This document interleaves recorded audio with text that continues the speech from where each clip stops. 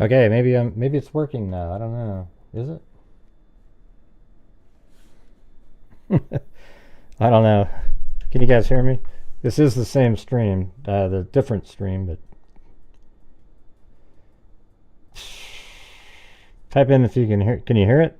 Hello, hello, hello. Can you hear me? Can you hear me? Hearts don't matter. Say if yes or no. Yes. Can you hear me? Can you hear me? Okay. All right. That was kind of complicated.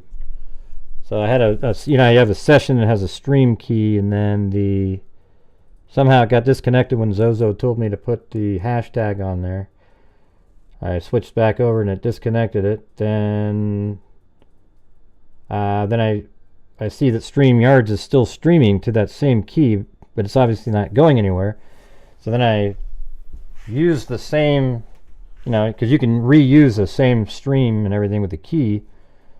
But then it was like still sending there, but it didn't re-engage. So then I shut down StreamYard, put the stream key into OBS Studio, and then sent that over to YouTube, and then boom, now we're back on. Pretty complicated. Yeah, Zozo, gee, what are you doing?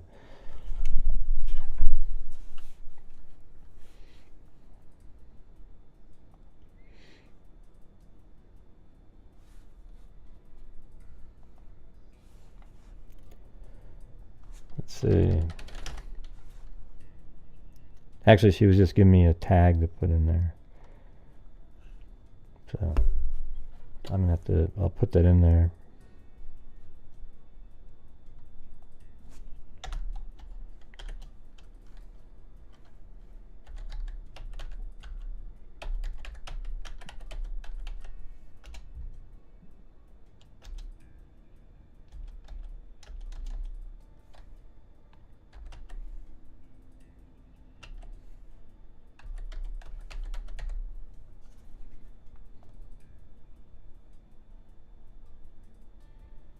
There you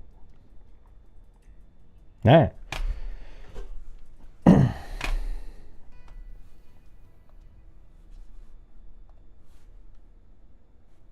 Everything's backwards.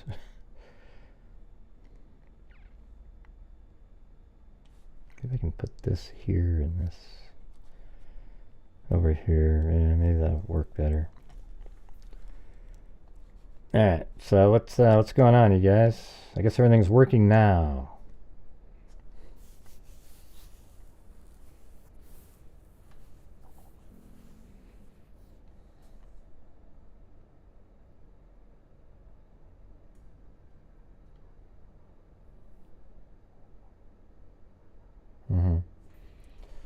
All right, well, we're doing another show tonight, so if you're out there and you have the ability to help support the channel during the show, I would appreciate it.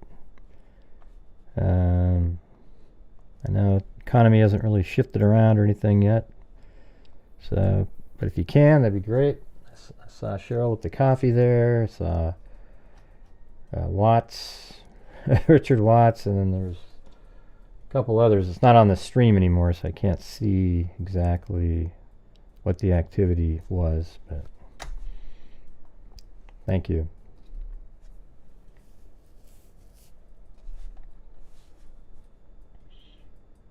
All right, so here's a cold case. Jeez. It's just recently been solved, so it'd be kind of interesting to go back in time to look at it, right? Just to see what was going on at the time, and etc. So it says, police last night held a 26-year-old Malalili man in the stabbing death of a 61-year-old widow, and were seeking a suspect in the apparent rape and strangulation of 16-year-old Pawa girl. Hey, thanks, Linda Dees. The two homicides are reported to police within hours of each other yesterday morning, and both apparently occurred during the night. And then it said, let's see if we get to the Don T. Momohara, 16, a junior at McKinley High School, where her body was found by a teacher at 7:25 a.m. She was the daughter of Mabel Momohara of 1270 Elm Street. I guess we can put that in there.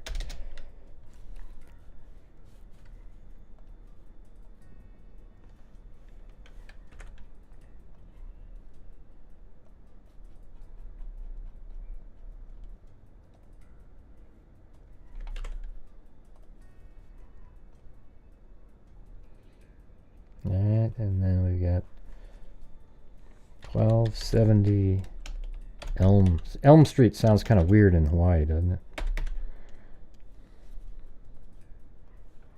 Honolulu. Let's see.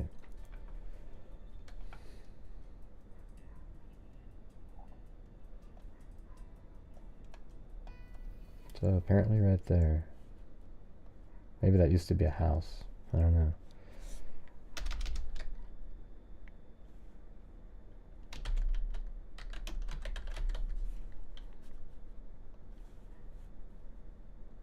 Maybe it's an apartment.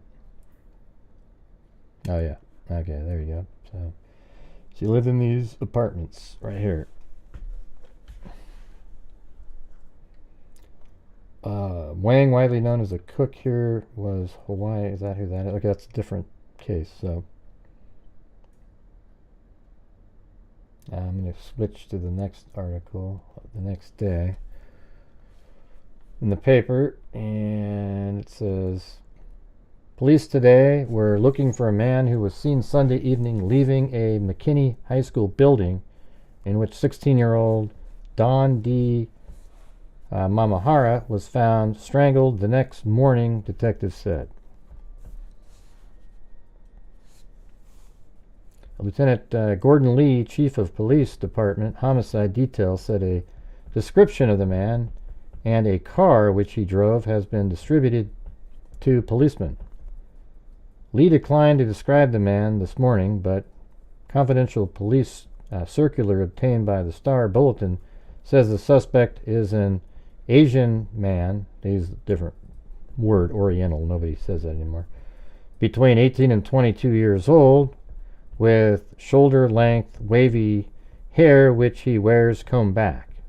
He was driving a late-model maroon and white car which was characterized as very clean and good condition, the circular said. It also said the car had louvered vertical slats on its rear windows. Lee said the man was witnessed leaving the English building in which Don A. McKinley Jr. was found lying dead in a second-floor corridor at 7:25 a.m. The city medical examiner office ruled yesterday that the cause of death was asphyxia due to strangulation, but said it had not yet determined whether she had been raped.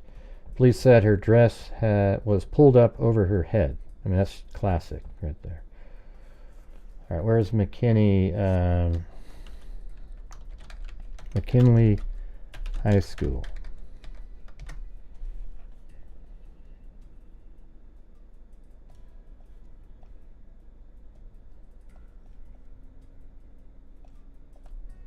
So she just lived right there, and then the high school is just right next to her house.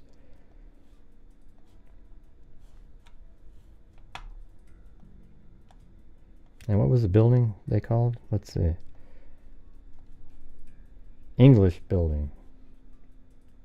Auditorium. High school. I bet it's not like that anymore. The gymnasium. School for adults. Cafeteria. It's kind of interesting. It seems like a college the way they have this set up.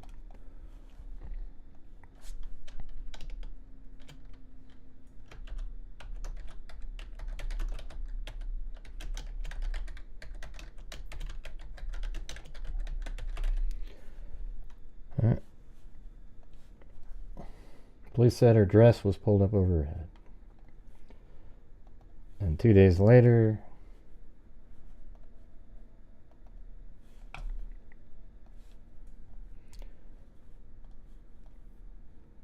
So that's the car they're looking for right there.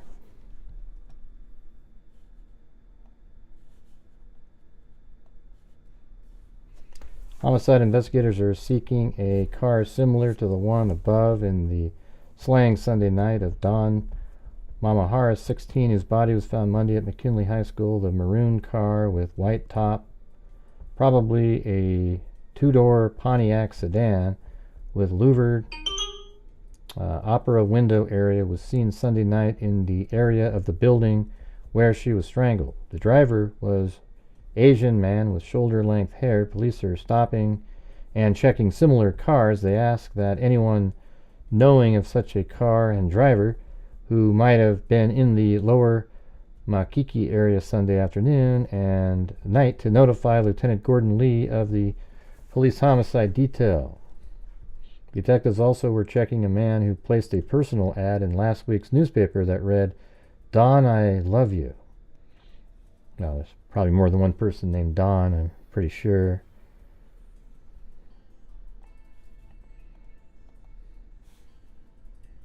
But why not check it out?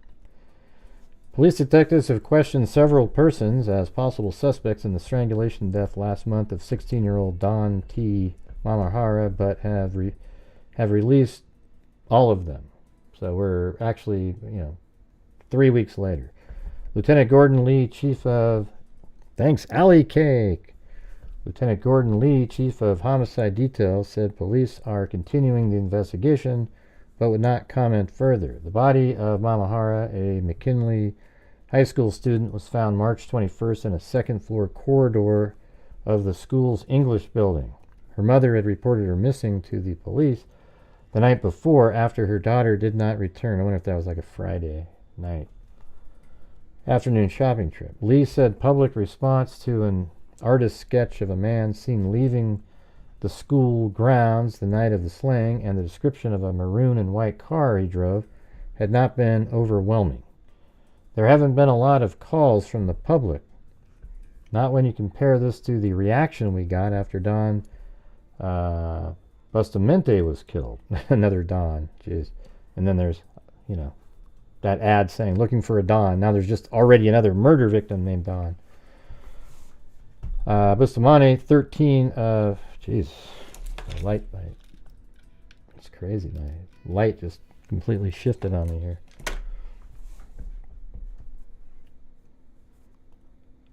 Let's see. Lee said, they haven't been a lot of calls. Bustamante, 13 of, this is the other person with the same name, Don, of Kailua, was shot to death in March 1975 near the Poly Golf Course in Kailua. She and another girl had accepted a ride with a man who reportedly tried to rape them. Wow, what if this is the same person? Detectives soon afterward distributed an artist's sketch of the man and description of the car he drove. However, no arrests have been made in connection with that case. Well, that's interesting. Now let's see if that's ever been...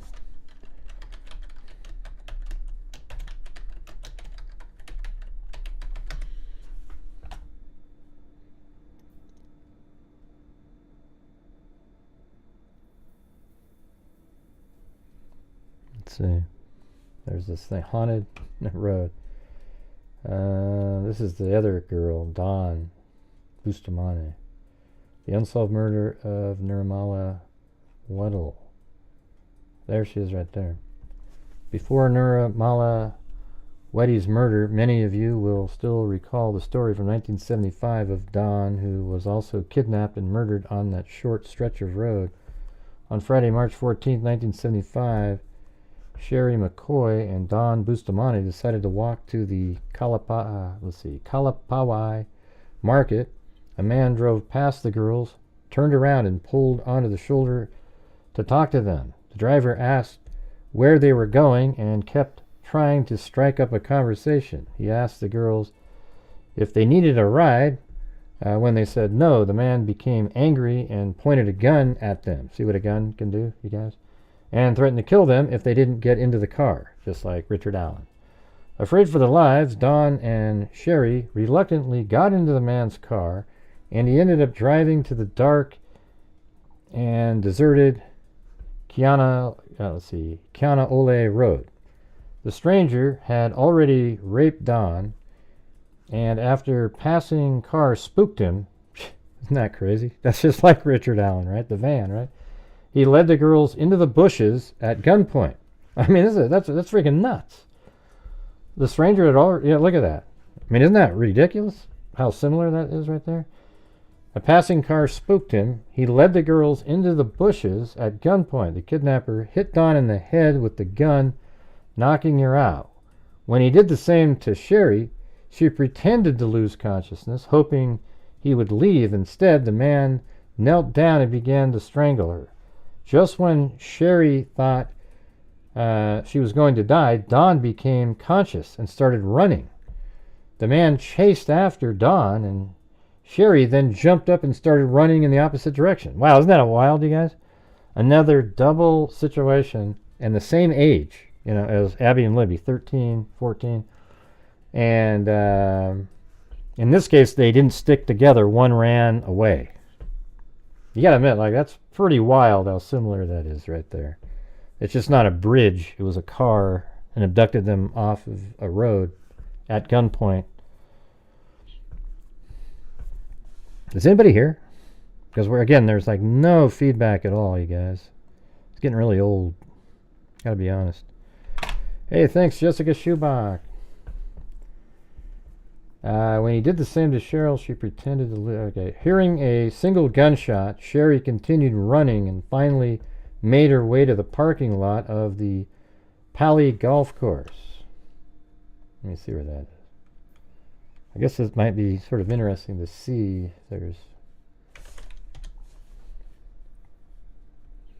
That's just right over here,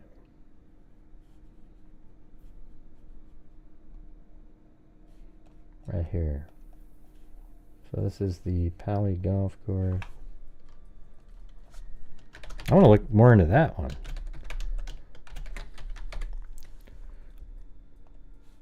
That's crazy. That case. That's I'm not even sure what that one is right there. Let's see. What is that?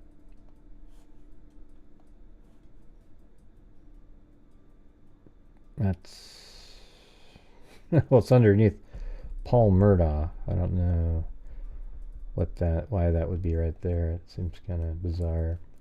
That doesn't seem. I don't think that's related. That's just down the same highway. I think that's kind of interesting, you guys, how similar that is to the Delphi case right there. Almost identical all the way down.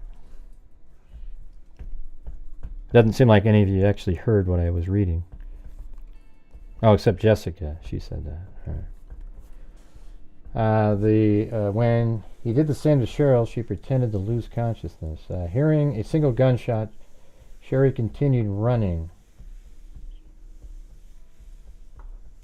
A man drove past the girls. Let me see where the driver asked where they were going.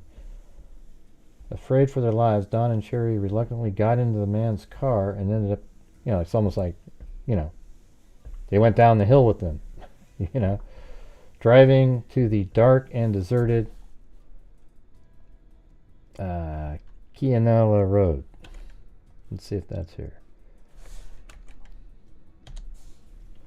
That's right over there.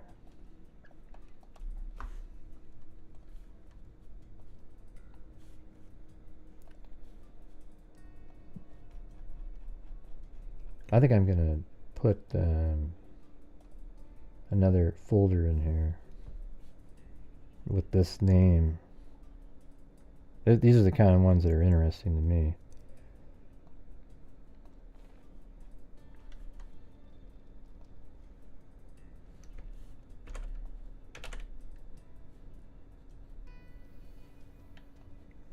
They call her Dee Dee.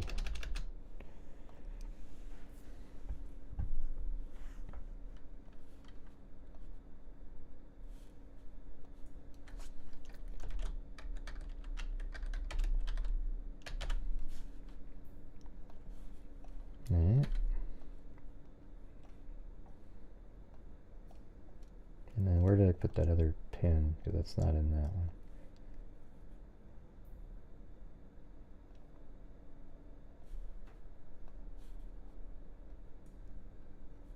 right there. All right.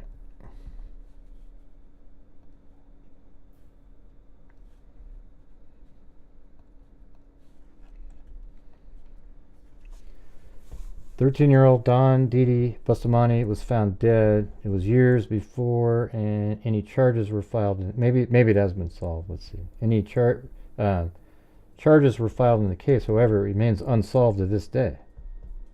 So they must have charged somebody and then later dropped it.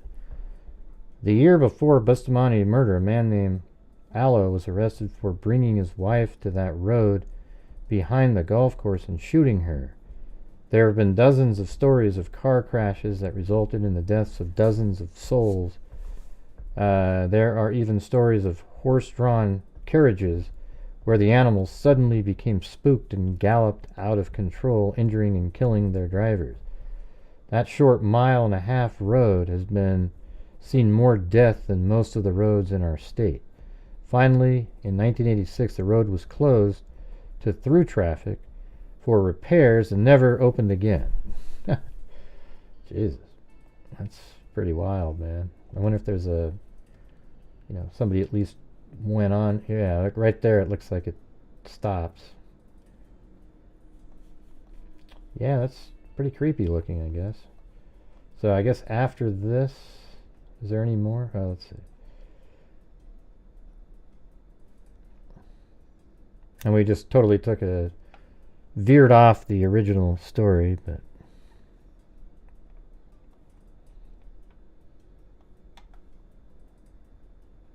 hey, by the way, I don't know if I was just made aware. I saw it a couple times. You know when you type in the word coffee before? I mean, I have a bot, that throws out stuff like, "Hey, guy, support the channel, etc." I have this bot, but when I don't know if let me show you what was going on here. I didn't realize it. See right up here, how you can see. Oh, well, how come it says everyone still? I just fixed all that. But anyways, these little tip things up here, I guess these are different. But anyways, these are set to everyone. See how it says everyone there? That means anyone could type it in. And a lot of times I'd type something in and then it would double up and it just looked like it was just kept going and going. I'm not typing in all that stuff over and over and over again. So I'm sorry if it made it look like I was spamming the chat with trying to get coffees and so forth. I'm not sure why this didn't take though. Let me see. I've already saved this out where none of this stuff was. I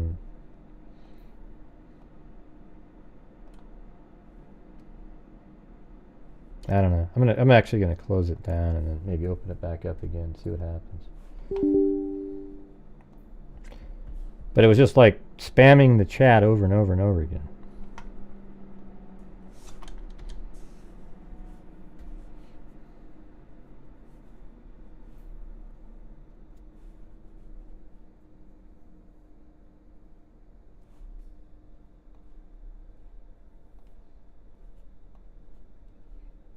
Okay, let's see. Is it fixed on this one? Yeah, there you go. So, look. See, now I have some that say moderator and everyone, etc. Okay. So before it was just like anybody could type in the word coffee and it'd be bing, bing, bing. Hey, buy me a coffee. Buy me a coffee. But by the way, you guys, if you want to buy me a coffee, that would be great. Or help support the channel. I had a real, yesterday wasn't the greatest, so. I don't know what in the hell would make tonight any better than yesterday, but if you can, you can. If you can't, you can't. Yeah, so I guess on this road, man, how creepy this road looks like. Especially, it's probably other times, especially at night. Imagine walking around on there at nighttime.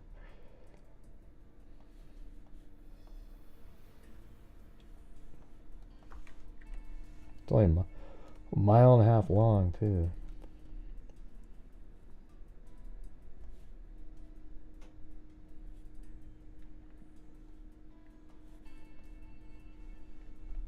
So he probably took him in from. He ran up to the golf course. I don't know where they originally came from, I guess.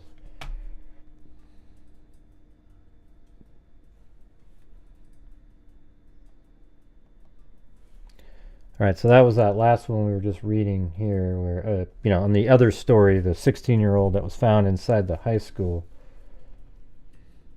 No arrests have been made in connection with the case. And they were just talking about Bustamante, 13, of Kailua, was shot to death in March 1975 near the Pali Golf Course in Kailua. She and another girl had accepted a ride with a man who reportedly tried to assault them.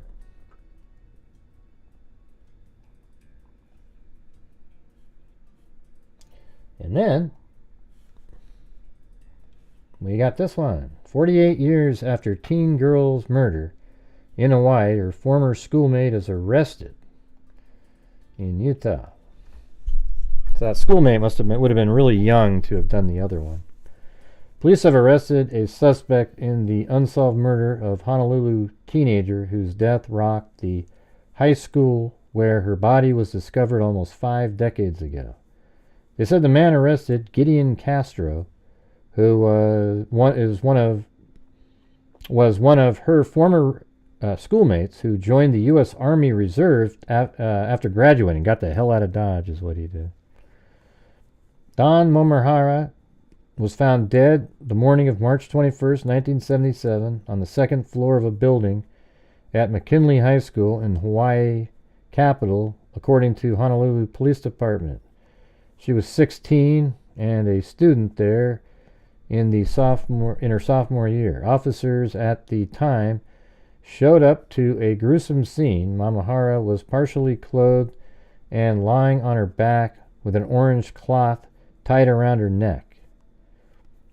So I said Lieutenant Dina Diomes, a Honolulu police at a Tuesday news conference. A subsequent autopsy. I wonder if I click on that, will that go to the... Well, look at that. Maybe we should just watch this.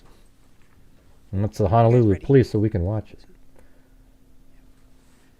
Okay, good afternoon. My name is Dina Tamis. I'm a lieutenant with the Honolulu Police Department's That's really low, right? Okay. homicide detail. Hold on. I'll make it so you guys can hear it better.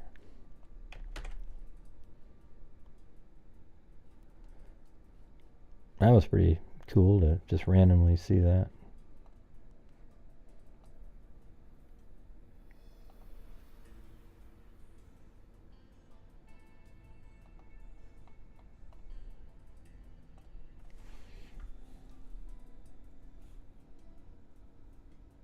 What do you mean a little bit yet? I don't know what that means.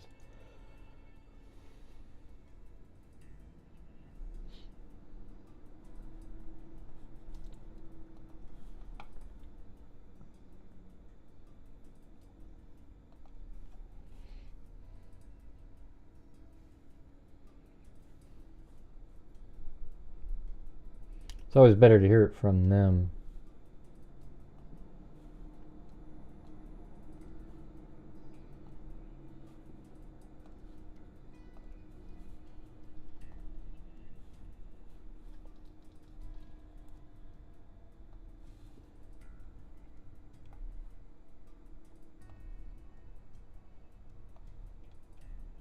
Yeah, it's just really quiet. Look at that. Probably you can do like 14. And that might not even be enough. First, 1970. Okay, is that better? Alright, here we go. Well, let's get those coffees going and some support for the channel. Okay, good afternoon. My name is Dina Tamis. I'm a lieutenant with the Honolulu Police Department's homicide detail.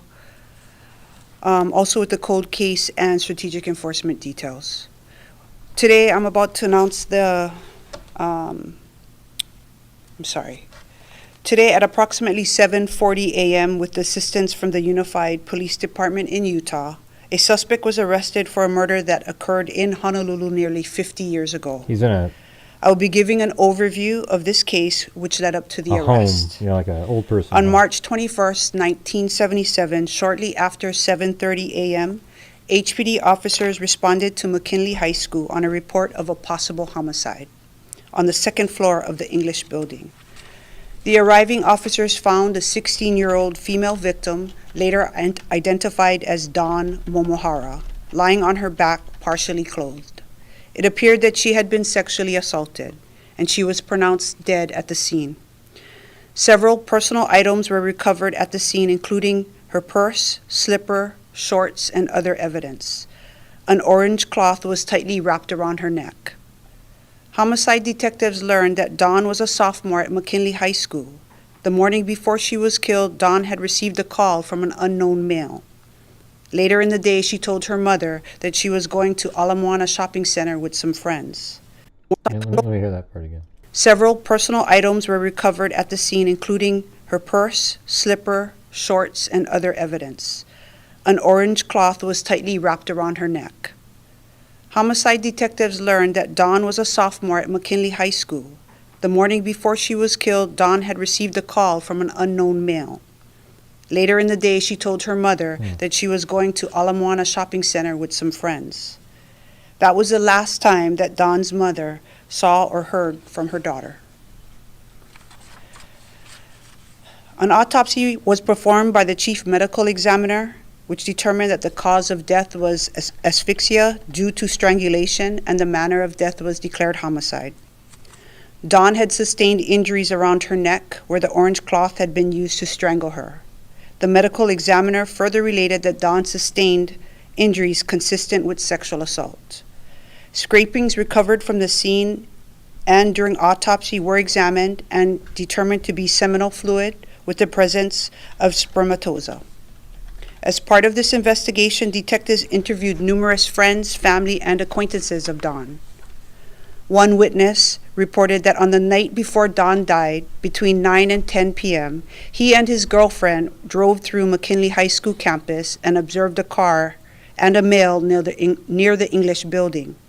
The car was parked on the grass, and a male was observed walking out from the ground floor steps.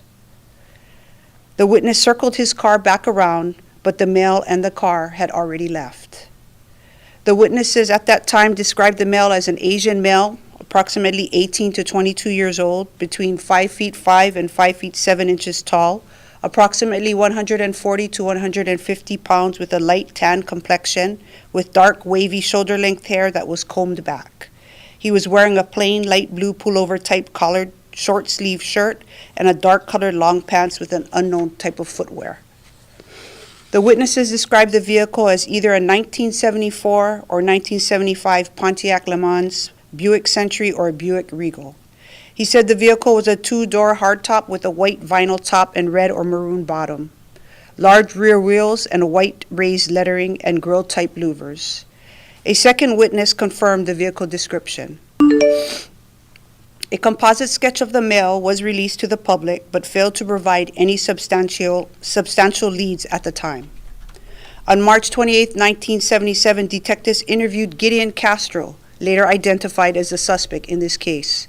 He stated that he had known Dawn since the latter part of 1976, since the 1976 school year, and had met her at a school dance. Gideon graduated from McKinley High School in 1976. He stated Dawn was friends with him and his brother William. He said that Dawn called him occasionally when he was still attending McKinley, and that he last saw her at the McKinley Carnival in February of 1977, where they talked for about 15 minutes. He said that he told her that he was in the Army Reserve and had returned to Honolulu earlier that year. On that same day, detectives interviewed Gideon's brother William. He stated that he had met Dawn at McKinley High School dance in 1976 through his brother Gideon. William denied ever dating Dawn, but he did say that he sometimes spoke with her on the phone. William said he last saw Dawn when she walked past his home 3 days before she died. He said that they talked for about 5 minutes, and William offered Dawn a ride to school, but she refused. William added that he went to the campus on March 21st, 1977, to see a friend and heard that a girl had died in one of the buildings. Despite following up on numerous leads and interviewing multiple individuals, investigators were unable to identify a suspect at that time. Let's fast forward 42 years to March 2019. when the homicide cold case detective submitted a request to the HPD Scientific Identifications Section's Forensic Biology Unit to process several items of evidence that was recovered from the murder scene, to include a blue shorts and an underwear that belonged to Dawn. In May of 2020, a DNA criminalist obtained the partial major DNA profile of an unidentified male from the sperm fraction of the samples obtained from Dawn's shorts. In September of 2023, information was received that William Castro or Gideon Castro could be potential suspects in this case. Further research and investigation revealed that William resided in Chicago, Illinois. In November of 2023, Homicide Strategic Enforcement Detail detectives traveled to Chicago area to assist in surreptitiously obtaining a DNA sample from William and or William's biological child. Detectives were successful in surreptitiously obtaining a biological reference sample from one of William's grown children. The HPD DNA criminalist obtained the DNA profile from the surreptitious sample and compared it to the DNA profile of the unidentified male. The lab's findings excluded William as a suspect. Further investigation revealed that Gideon Castro resided in Utah and had a biological child who lived in another state. With assistance from the Federal Bureau of Investigations and Homeland Security Investigations, Gideon's son was located and a surreptitious DNA sample was obtained from him. After initial testing by the FBI, the sample was given to the HPD for testing and comparison. Analysis and testing showed that Gideon's son was a biological child of the unidentified male who awesome? contributed the DNA profile obtained from the scene. Earlier this month, detectives from the Homicide Strategic Enforcement Detail traveled to Utah and obtained a surreptitious biological sample from Gideon. That sample was sent to the HPD DNA criminalist who compared that sample with the unidentified male. It was determined that the DNA profile obtained from the evidence matched the DNA profile of Gideon Castro. With the assistance of the Department of the Prosecuting Attorney, a warrant for Gideon Castro's arrest for murder was issued. This morning at 7:40 a.m. Hawaii Standard Time, the Mill Creek Investigations Unit of the Unified Police Department of Greater Salt Lake located and arrested Gideon in a nursing home for murder in the second degree.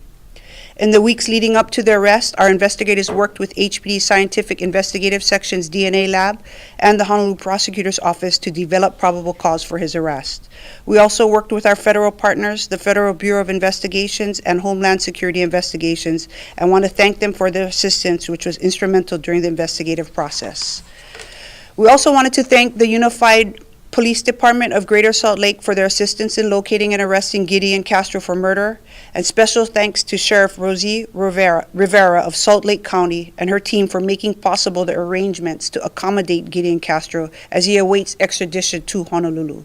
On behalf of the Honolulu Police Department, I want to thank all the individuals and agencies that made today's. And he was in a nursing home, so that means he's like, you're getting you're end of life kind of stuff. So thank God they found this guy before he got to go quietly into that good night.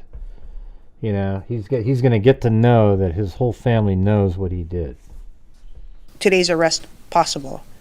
Thank you for your dedication and commitment to the tireless pursuit of justice for Dawn and the Momohara family. That's all I have for this. Any questions? What was the exact cause of death again? Let's see here. I don't want to get it wrong. Strangulation. The cause of death was asphyxia due to strangulation, and the manner of death was homicide. Do we have a time frame of what time this happened on school grounds? We don't have an exact time frame, but it was after hours on a Sunday where she was supposedly last seen to when she was found. So anywhere in Friday, between that time, Sunday through Monday. How old is Why was the Gideon school now? open on a Sunday? He is 6. You're gonna make me do math. Hold on. He was born in 1958. So And have 60. you spoke with Dawn's family, and how are they doing? The cold case detective is reaching out to them. So he's in custody now. Yes, he is in custody. Do you know what his reaction was? That I'm not sure. Do you put this, now that we have some sort of solution to this cold case, What do you credit that solution to? Is it the update in technology? Is it the police work? What I just made said that, this Cindy. case be able to be solved? Definitely, it was the DNA, the increase in technology and DNA, and what they're able to do with the samples from 1977 to what we can do with it today. Okay. Can you talk about what the facilities are here that you can do with DNA, but you can't do, what can you do here in your lab? Our lab can make the comparisons of the DNA. They can obtain a DNA profile. I mean, I don't want to really get into exactly all the things that they offer, but that's what they were able to do for us But you and still make have that to send comparison. out the samples to a mainland lab? No, we actually ended up doing it here. They were able to come up with that profile. They were able to get that profile off of the evidence that we had. Everybody okay? Okay, we're gonna. Or how about that you're the child of a killer? So just to update you on the missing persons regarding 18-year-old Joseph Fujioka and 17-year-old Samantha Chun, the Honolulu Police Department's missing persons detail is continuing the investigation into the disappearance of Joseph and Samantha. We do know that on Friday, January 17th, just after 9:00 p.m., Joseph left his home to pick up his girlfriend Samantha from her home in Mililani. At about 9:47 p.m., they went to Aloha Gas on Kipapa Drive, and then they arrived at Ke'ike Beach at about 10:30 p.m. Joseph parked his vehicle, a 2012 silver Toyota Corolla, on Ke'ike Road, and the vehicle was later found locked and secured. Huh, that's kind of weird. They set up a blanket on the beach nearby where they parked, and this blanket, along with their cellular telephones, wallets with cash, car keys, clothing, and other personal items, were recovered from the beach. Wow. Based on Joseph's phone location, his family was able to determine that his phone ran out of battery at 11:06 p.m. His last location was at the beach. All the items have been recovered. Detectives are currently working to continue to interview witnesses, gather and review surveillance videos, and examine and test evidence. Why would they be missing? So on behalf of the Honolulu Police Department, I want to thank all the individuals and agencies that have assisted in the search for Joseph and Samantha. It's kind of a Take weird any one. questions you have on the missing teens. Ocean Safety had the lead initially. Are you taking over as of now? We do the missing persons investigation. As far as the search, it's Ocean Safety and HFD. The investigation itself about the missing persons is what we do. Can you speak again to what exactly was found on the beach versus what was found in the car? What was found on the beach was their blanket, their cell phones, there was cash, there was wallet, other personal items were recovered from the beach. Was anything found in the car? that Right was now, we outside? have detectives actually going to be looking into the car and processing the car. Were the belongings disturbed at all? It didn't appear to be. Do you have any reason to believe there might be some foul play? We're not ruling that out at this. Was anything found in the car? that Right was now, we outside? have detectives actually going to be looking into the car and processing the car. Were the belongings disturbed at all? It didn't appear to be. Did she say it didn't, right? Do you have any reason to believe there might be some foul play? We're not ruling that out at this time, as the investigation is ongoing.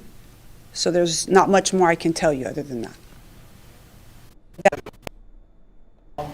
It didn't appear to be. Do you have any reason to believe there might be some foul play? We're not ruling that out at this time, as the investigation is ongoing. So there's not much more I can tell you other than that. I mean, what, they just walk into the water? Is everybody okay? Was he a surfer, by chance? That I'm not sure. Yeah. Thank I mean, you. that would put you out in the water, I guess, but pretty weird, huh?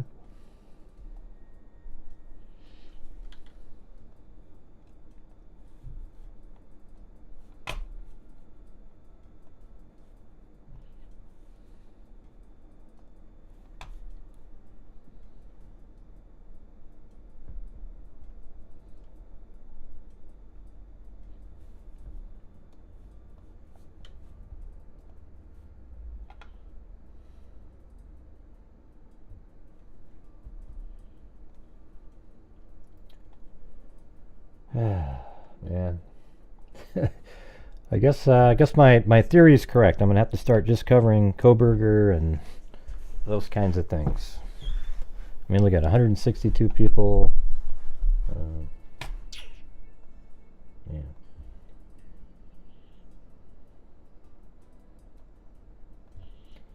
All right, so there's this missing person case currently. Not a lot of information out there, but Amber Alert. It's kind of a creepy story, though.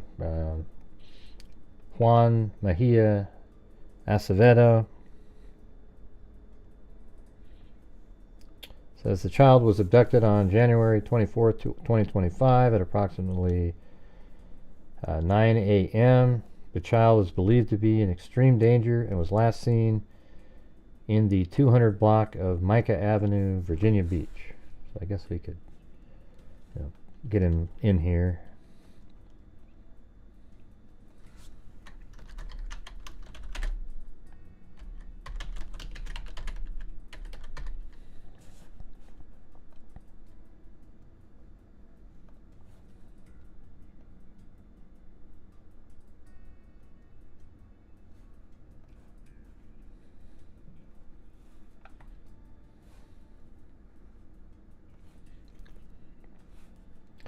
Here, I'll see if it works.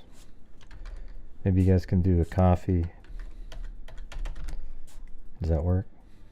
Because I'm a mod or higher. Yeah, there you go. I guess it's already up there. I just wanted to see if it worked, though. See, look how it put it in there twice. Why does it do that? I don't understand that part. Is it because the word's in there? Let me see. What happens if... Ah, geez, Cindy. Give me a break.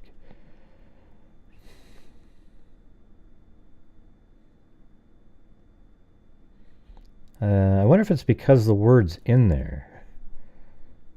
Why are you typing in it again? I just put it in there myself. You don't need to put it in there.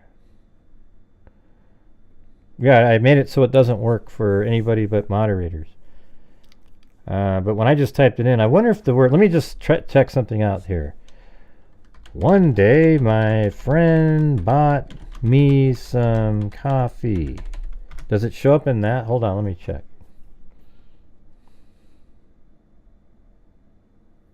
I'm trying to figure out why that popped up twice like that. Is it because what I typed in the word and then it shows up and then it's in there again, or what? No, it doesn't do that. Yeah, but why does it do it twice when I do it? That's stupid.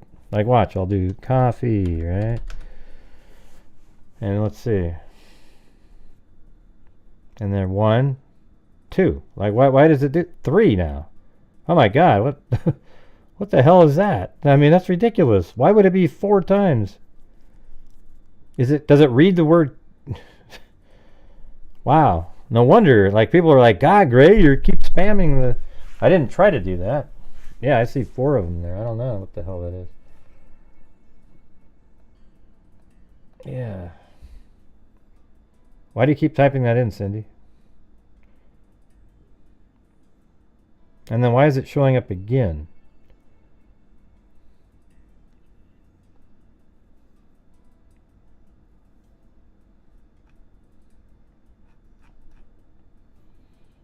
I don't know what's going on with that. I can't really fix it. Oh. Yeah, well, why are you typing in beanie? I made it so you can say beanie and stuff.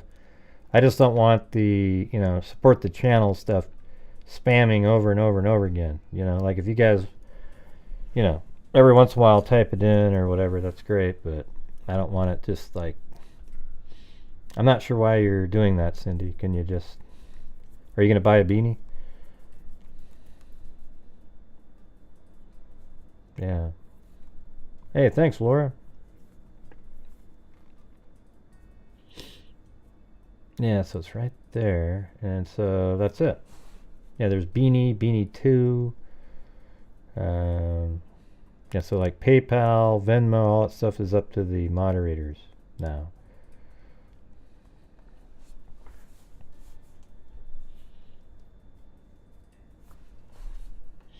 All right, so back to this. The child was abducted on January 24th, which is yesterday, at 9 a.m. The child is believed to be in extreme danger and was last seen in the 200 block of Micah Avenue. So that's what we were going to go do. 200 Micah Avenue, Virginia Beach, Virginia. It's about as far away as you can get from Hawaii.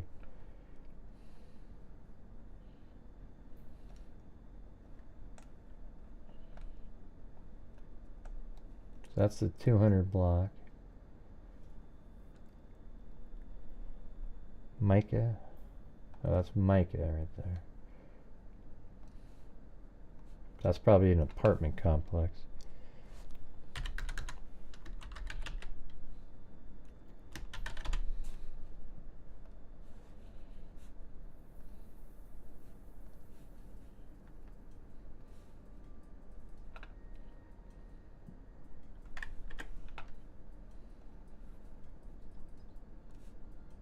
What's this right here? Why is there so many 360 degree? I guess some sort of nice hotel, I guess.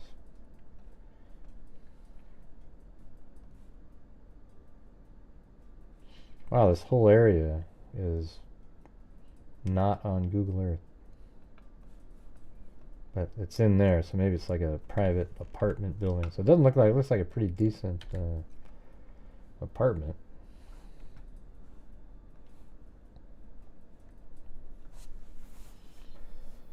Let's see. So then it said, he was last seen in 200 block of Micah Avenue, Virginia Beach, Virginia. Abducted is Juan Sebastian Mejia A. Savado, an Hispanic male, or a male, black hair, brown eyes, 12 years old, 5 feet 8 inches. He looks older than 12 in that picture. 5 feet 8 inches tall, weighing 105 pounds. The abducted child was last seen wearing blue jeans and a red hoodie and black shoes. The child is believed to have been abducted by an unknown person. I mean, that's about as creepy as you can get right there. This is something that was on, somebody mentioned on Facebook. It says in Facebook comments, people have posted that the parents didn't realize he was missing until last night. They thought he was at a friend's, but apparently he never made it there. That's totally reasonable. That is quite creepy. What is quite creepy is that there was a woman who posted a Facebook Live last night. She said that she was with the boy's mother, who is a coworker of hers. At one point in the video, they received a call from a man who claims to have taken him. The video ends abruptly. I checked her profile again a little bit ago, and the video has been deleted. I mean, that's pretty damn creepy, right? Hey, thanks, J Case. you got us out from under the abyss again. Thank you. I appreciate Hugh Z and the freaks. I like to support these little-known cases and appreciate your effort. You highlight the victims and potentially raise awareness pertaining to those cold case files. Well, it is. And what's amazing is it feels like we've had a little bit of effect even in the Galvani case, because apparently the detectives were made aware that we were covering it. And I mean, the thing is, when you look at that case, that one should be done right now, right? So there you go. You see, that's what J Case just did, everybody. He supported the channel even on a night when we're not covering the big important cases. The big ones that everybody out there, the word important wasn't the right one, but the big cases that everybody wants you to cover, all right? And so I think some of these other ones are just as interesting, to be honest with you. Like hell, that one that still isn't solved, of those 2 girls, that's pretty crazy, right? The one we just stumbled upon in Hawaii. And thanks, Daphne, for the half cup of coffee there. Appreciate it. Or I guess it's more of a machine. You press a button and you get the coffee to pour out of a machine. Let's see. Right, but I like to cover them all, Cindy. So you don't want to do the cold ones because you you want to be one of the first one to hear about something. Yeah. So forget the old ones, you know. All right, says, at one point in the video, they receive a call from a man who claims to have taken him. The video ends abruptly. I checked her profile again a little bit ago, and the video has been deleted. Crazy, huh? That's kind of sad, though, Cindy. You got to be honest. All right, let's see what this one says. Virginia State Police is still looking for 12-year-old Juan Acevedo, right there on your screen, out of Virginia Beach, who they say was abducted. Police say it happened yesterday morning at around 9. Actually, Daphne's was, she said, cream for my coffee. All right. There you go. So at least somebody sent me some cream, for God's sakes. Officials say they don't know who took him, but believe that he is in, quote, extreme danger. He was last seen wearing blue pants, a red hoodie, and black shoes. Yeah, that looks like where we have him. Virginia State Police and the Virginia Missing Child Clearinghouse have issued an Amber Alert as part of the search for 12-year-old boy police say was abducted. Virginia Beach City Police say the boy was abducted January 24th, 2025 at about 9 a.m. Police say they don't know who took him, but they believe the boy is in extreme danger. Police say Juan Sebastian Mejia Acevedo was last reportedly seen in the 200 block of Micah Avenue in Virginia Beach. He is Hispanic with black hair, brown eyes, 5'8", 105. When last reported seen, he was wearing blue jeans, a red hoodie, and black shoes. Seems like the hoodie, all that would stick out.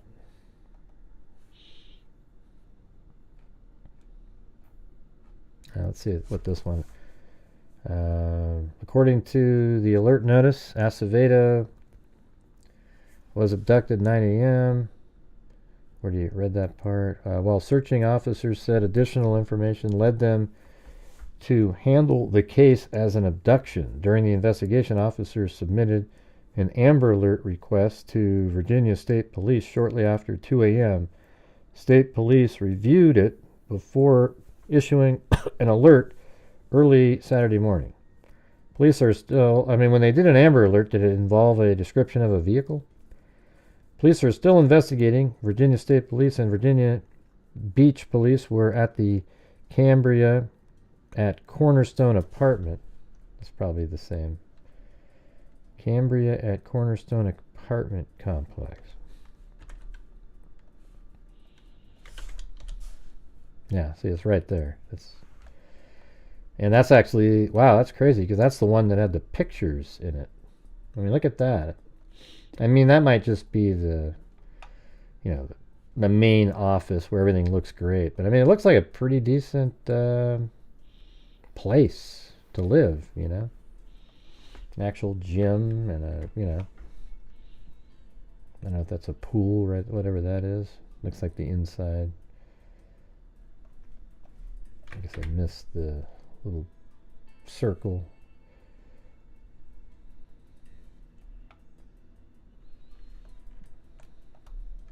Forget it. Is there another one I can do? How about that one? It's back in the gym again. Yeah, they sure spent a lot of time taking pictures of the gym.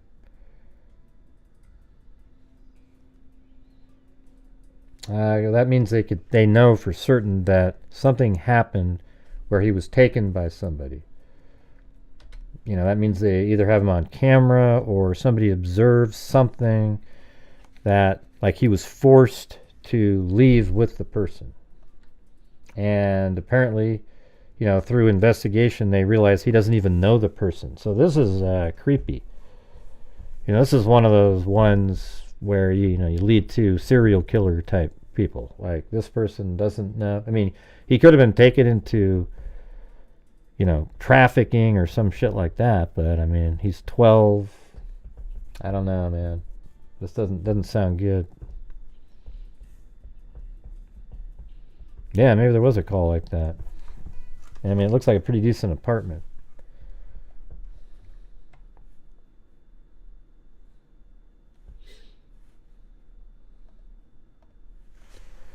Police are still investigating. Virginia State Police and Virginia Beach Police were at the Cambria at Cornerstone apartment complex Saturday, where a police dog was seen sniffing in the area, which is nestled between I-264 and South Independence Boulevard. See, there's yeah, right in here. Interesting. So that means, do you think he was abducted on foot then?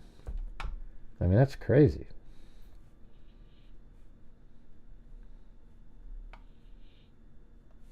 So in there, they were looking.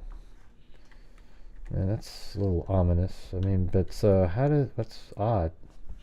So the person, was he on foot and sort of dragged him into the woods over there? I mean, that's even, if that's what the case is, that's just horrendous. So it was in the area nestled between I-264 and South Independent Boulevard. Okay, let's see where that is.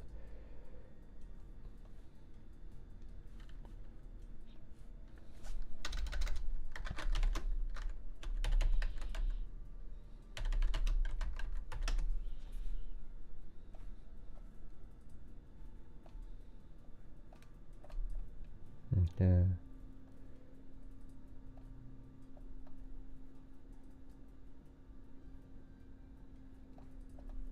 Is that like right over here then?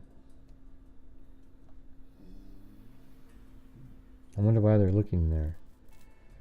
Because this is South Independence, so it almost seems like it's right here.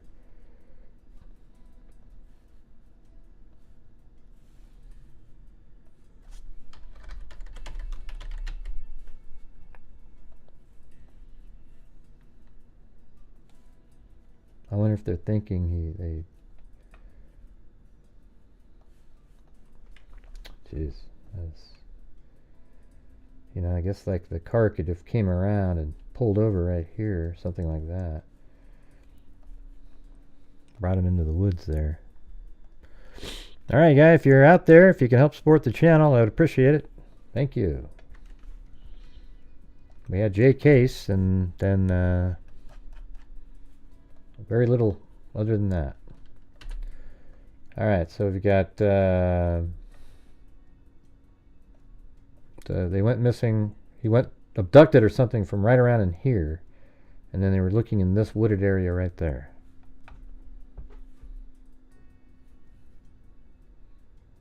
His first name is Juan Sebastian Mejia Acevedo.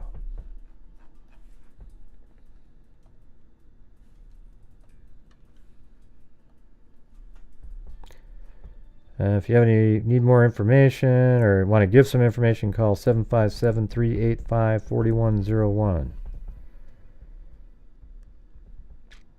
And down here it says, officers with the Virginia State Police and City of Virginia Police used dog to sniff the area of Dalton Drive and Alicia Drive. So that might be the ones that he lives on.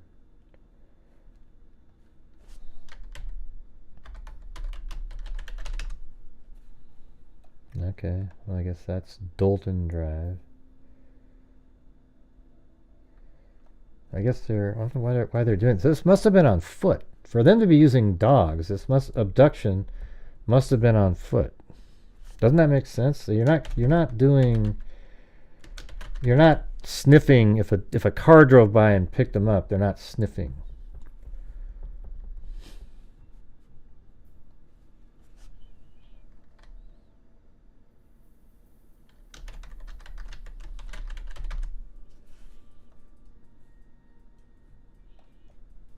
Okay, yeah, so over here. So interestingly, they were sniffing over here and then right along like that.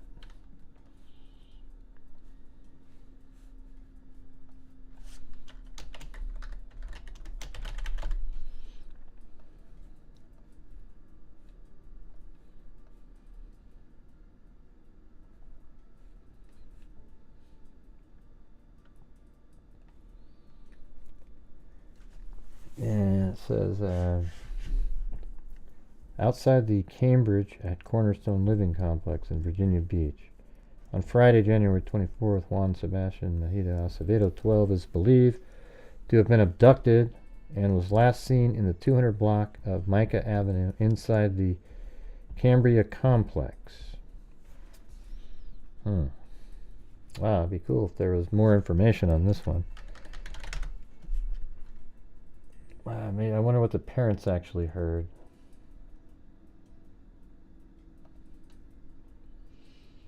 Lisa Harris Hendry, we went by and spoke with police officer who told us he was missing, last seen at 2 p.m. on Ring camera, but last time parents saw him was 9 a.m.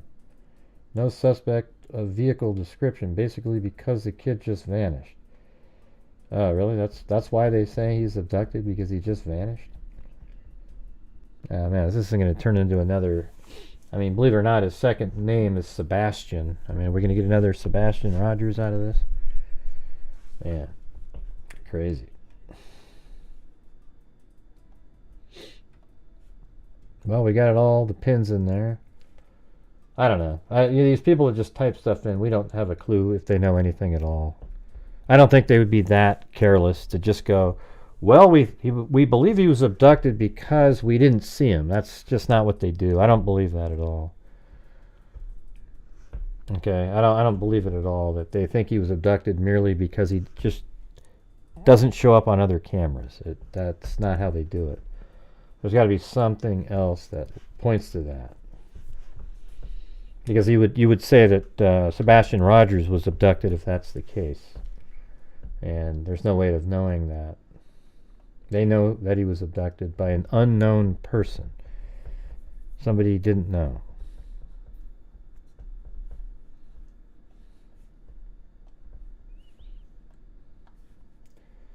Alright, well that's it for that one.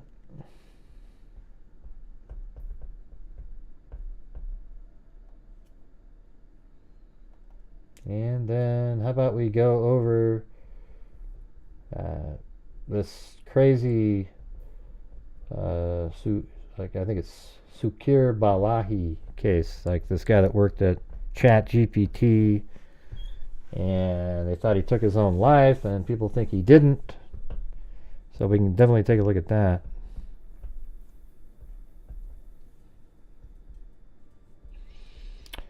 Yeah, but they've been doing Amber Alerts recently without vehicles, almost to like appease people. So it's sort of a weird thing, you know. Some states are doing it without people. They're just like, hey, be on the lookout, everybody, for this kid.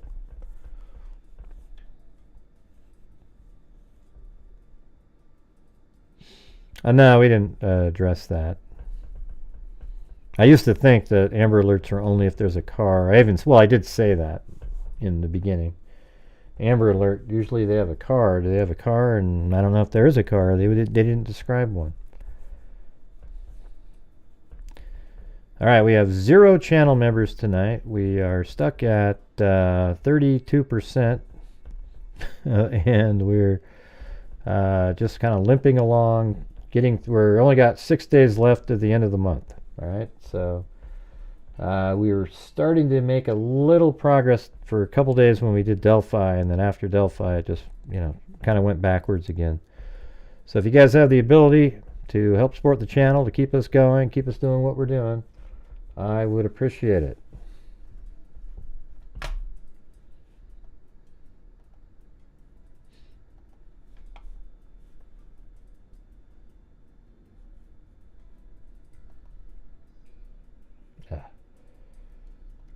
Sure what happened to that. Anyways, this guy, there's a Wikipedia on this guy. It says, he's born in 1998, was an American artificial intelligence AI researcher and former OpenAI employee. He gained attention for his whistleblowing activities, having accused OpenAI and other generative artificial intelligence companies of violating United States copyright law. Balaji was found dead in his home on November 26, 2024, The San Francisco Chief Medical Examiner and the San Francisco Police Department have determined the death was, he took his own life. Balaji's parents, friends, and some prominent Americans suspect foul play and have called for a federal investigation. The San Francisco police investigation is open and active as of January 23rd, 2025.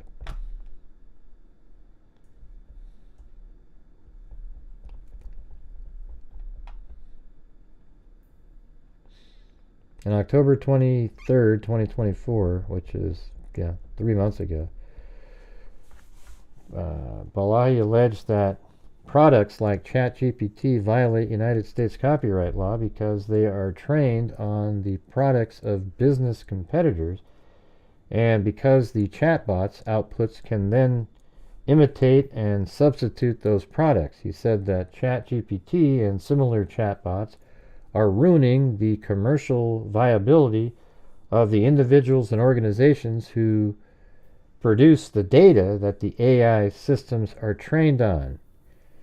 He was quoted as saying, "If you believe what I believe, you have to just leave the company." The New York Times piece contained a summary of Balaji's essay, "When Does the Generative AI Qualify for Fair Use?" published on the personal website earlier that week.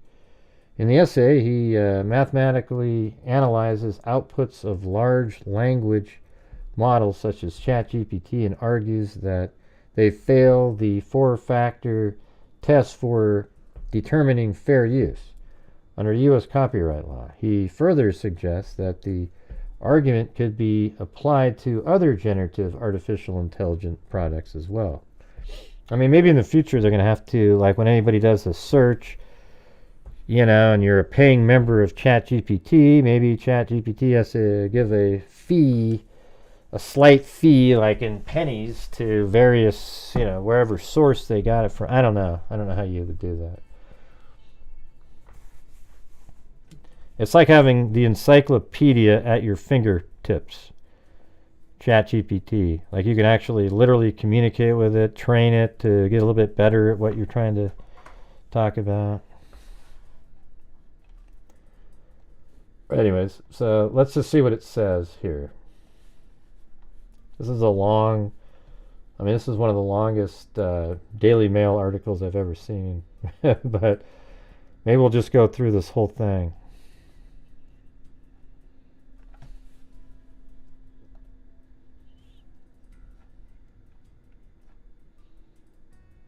I think, though. I mean, maybe I could just go do my video editing, though. Kind of far behind on that. This is going to take a long time. And you guys interested in this, or?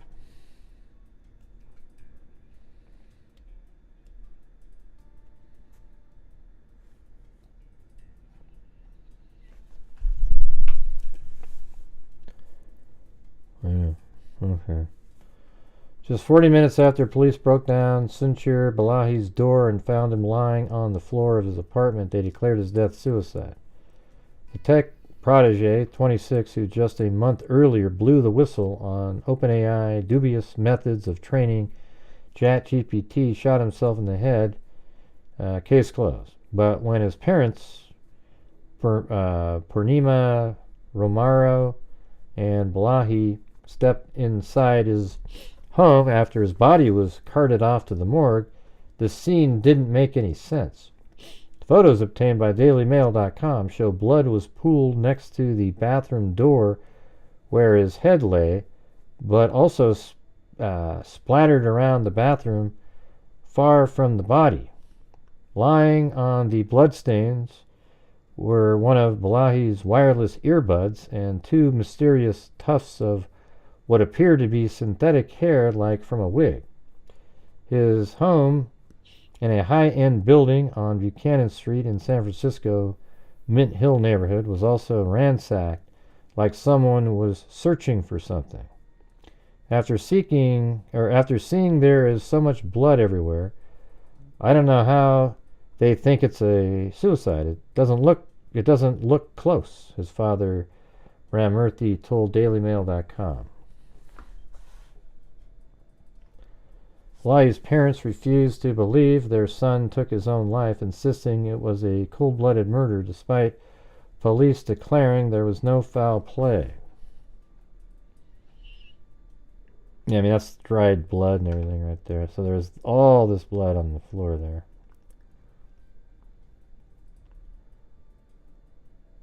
And this right here is, like, this is cast off, where the blood came in from an angle from, it looks like from the left. And then it's dripping down right there. See that? You can see the angle of it. Like, it came in from over here. Like, almost like it was on his hands, and then as he was falling, flicked it, and then went and created that. But then, I mean, that one's sort of interesting right there, because that's more, almost like something happened to him again.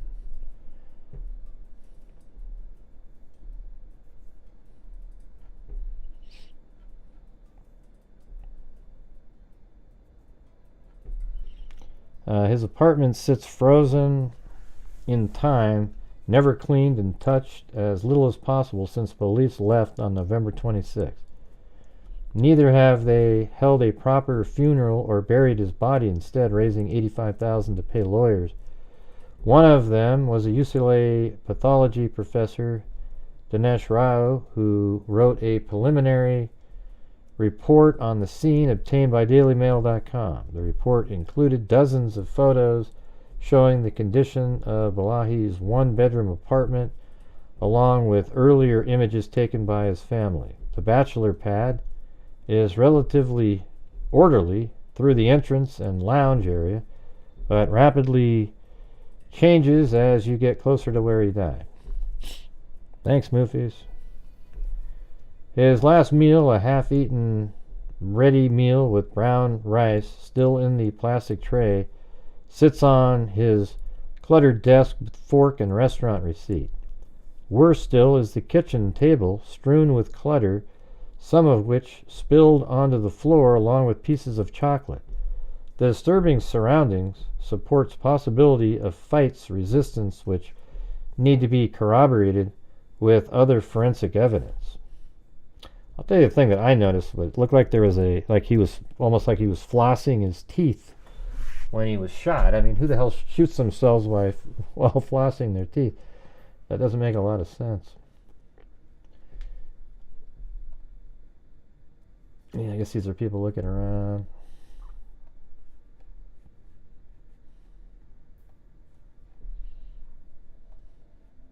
So that's his table. I mean, so what's up with this right here?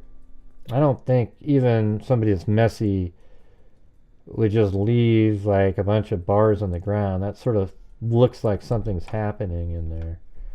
Like somebody's looking around, right? Balaji's bedroom was also in upheaval, and other wireless earbuds was found on the floor near the entrance with bloodstains and hair strands on it.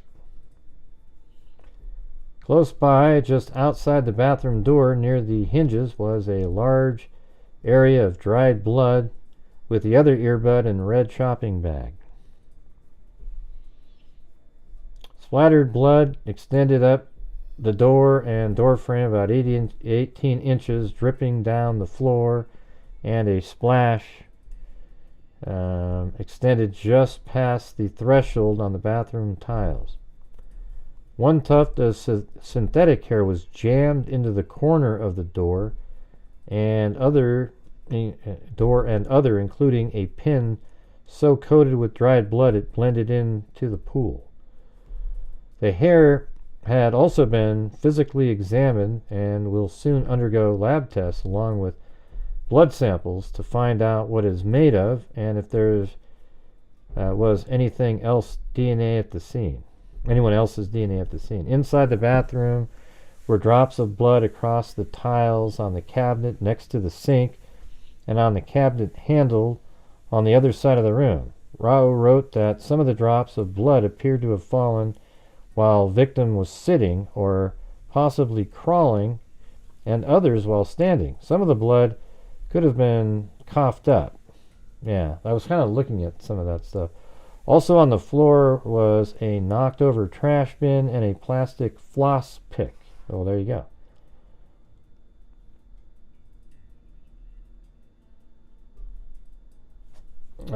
Let's see. Romero said she had not seen photos of her son's body at the scene, but police told her he was found lying on his back with his feet pointed away from the bathroom. Yeah, see, there's that floss pick that I was looking at earlier. Inside the bathroom were drops of blood across the tiles on the cabinet next to the sink, and on the cabinet handle, and on other side of the room.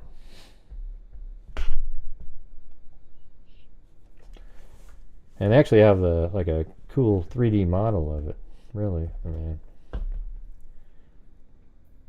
so I guess that's the bathroom, and he was found laying right there.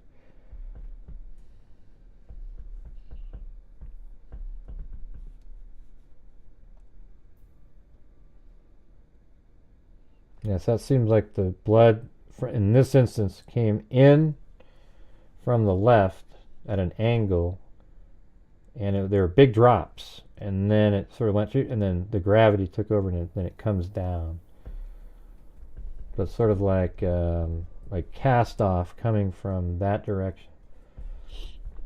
And I know this stuff because I have a book on it. Plus, the Jodi Arias trial, they went through really specifically on each one of how it works. And his head was down there apparently. And these ones are where blood is dropping straight down, like that one. See that? That's like, I think it's called passive. Like you're just standing there and blood is dripping down, and then it hits the ground and then goes in all directions. See how that looks like that right there? And so that must be right below the sink. I mean, it could be that if he was shot, and then for a moment he just stood there like, what the hell happened? And then he like stumbles backwards, or backs up backwards and flips over. I mean, it's interesting that he's found on his back with his feet facing away from the bathroom. Seems like you'd get shot at the sink, fall backwards, and your feet would be in the bathroom.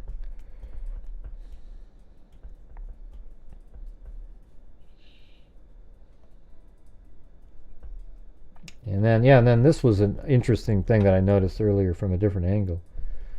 Like that's the blood right there, believe it or not. That's all dried up, where his head was in there. And there's this extra little, like almost like he coughed up something right there. That's different. Like, it could have been, it's hard to say because, it's not on video or anything. And then that's on that looks like that's inside the bathroom with the tile there. And so this is on the inside of the door. So that's like, blood hit it and then starts dripping down. So maybe like cast off again.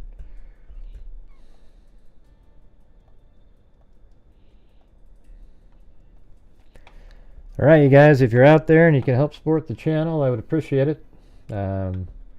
Every time I've said that, it's resulted in the same.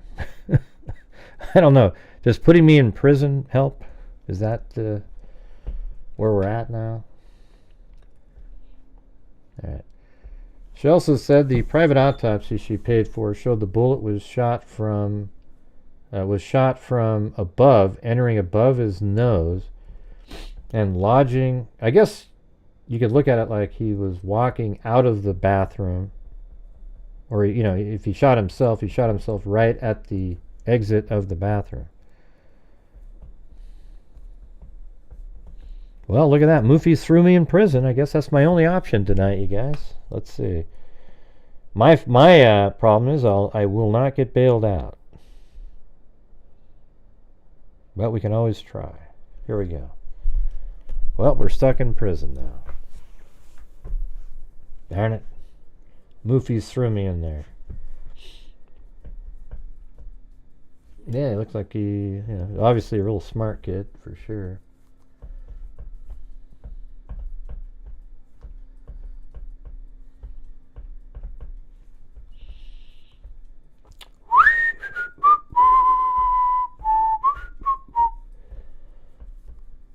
Do we know what the murder weapon was, or just assuming? Well, they said it was a gun. I don't know. They never mentioned a gun being... obviously, there would be one... If they're deeming it as suicide and he was shot, the gun had to be there. There's no way they wouldn't do that. I mean, it would be obvious. That's what they would say. All right, guys. Who's bailing me out of prison tonight? Let's see if we can get to 40% of the... There we go. We got Moofies. She framed me, she said. Help bail him out, she said. That's right, I was framed, and she needs you guys to bail me the hell out of here. There you go.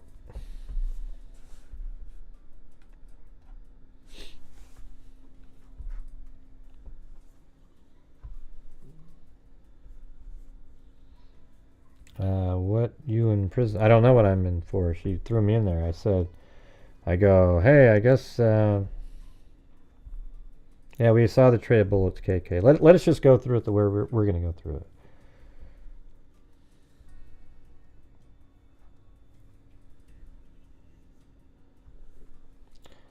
Let's see. While Gray's in prison, has anyone noticed that the new CIA book, like Michael Scott from The Office? Huh? The new CIA chief, you mean? Well, why don't you help bailing me out, Lisa Valenzuela, instead of saying while Gray's in prison? It just, you know. I had a feeling this was going to be one of those nights. I even said that before coming on. This is the 11th night like this month.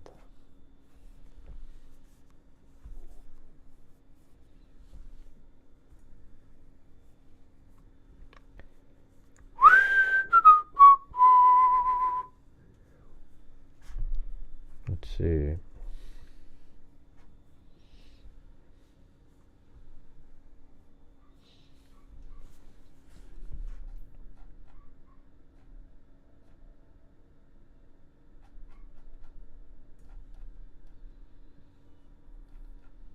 Yep, got a makeshift shank from Zozo. We still haven't worked in any bail yet.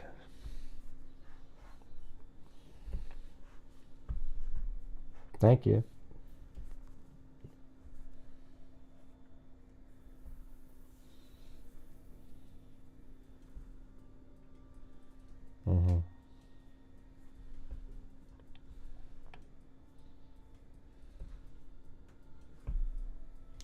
I don't think those are actual people putting in emotions, right?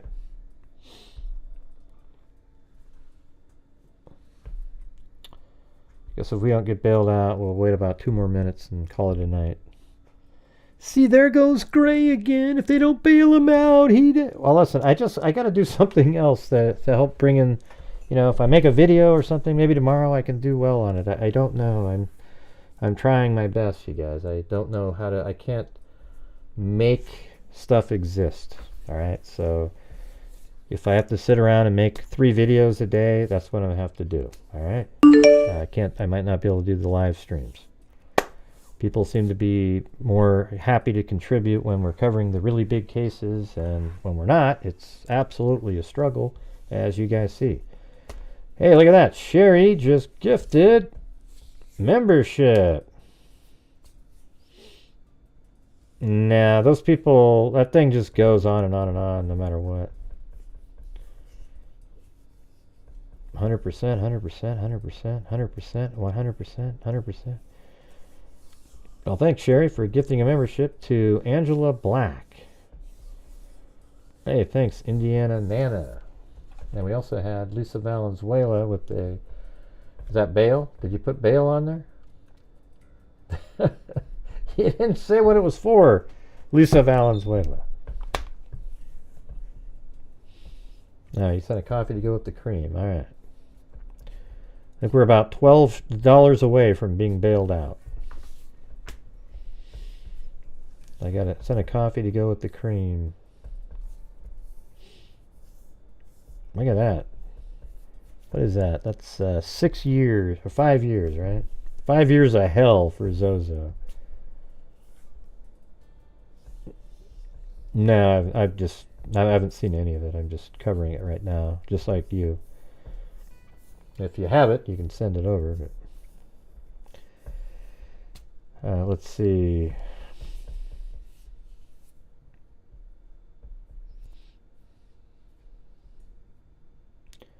I don't like the button either. Yeah, so it just sort of, I think it's defaults to on. But yeah, 12 more and we're bailed out, you guys. Maybe I can turn that damn thing off. How do I do that? There we go. Ah, thank you, God. It's turned off.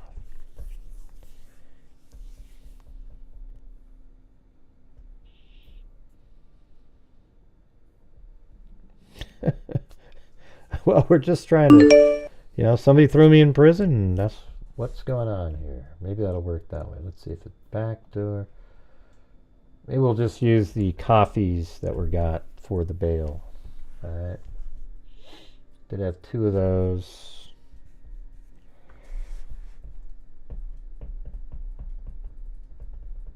But man, it's...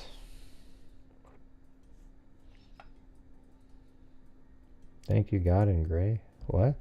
What'd I do? Well, she told me not to settle, Cindy did. All right. We just need 12 more in here to get to the goal. Should be really simple. We've been doing this for years, you guys. 5 years. I'm in prison because somebody put me in there after I said, wow, I guess if I was in prison, and then I got thrown in there by Moofies. Yeah, it turned off the emotions, yeah. I thought you guys didn't like the emotions.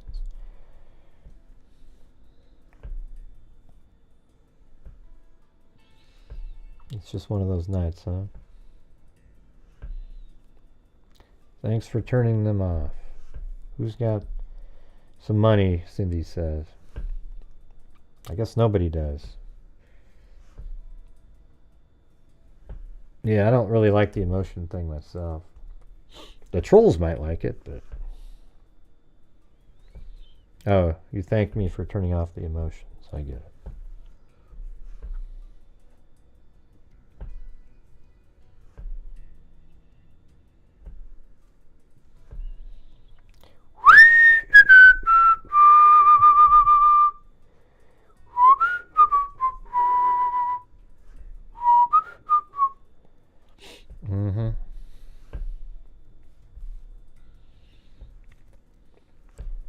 I'm out on my phone today. The jump.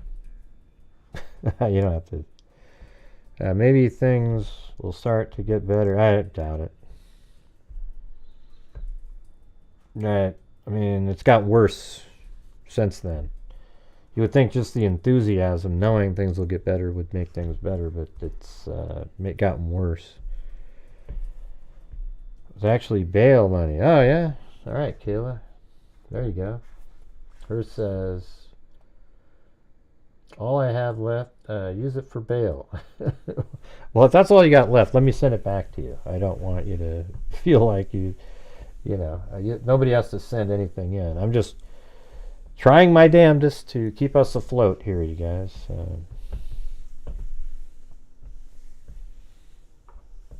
We'll see. We'll see, Cindy. I think it will, but it's just weird how it got worse after the election. Or not after the election, but after this year so far. First month was, was average. This one's probably the top in 60 months that we've been doing this, probably the lowest 5 for sure. And we've had 10 of the worst days we've had ever. So it's kind of like, it's weird. I'm not sure why January is so bad. I mean, I know it's like just after Christmas, but we've had every other 5 years we've had the same situation with Christmas. Thanks, Moofies.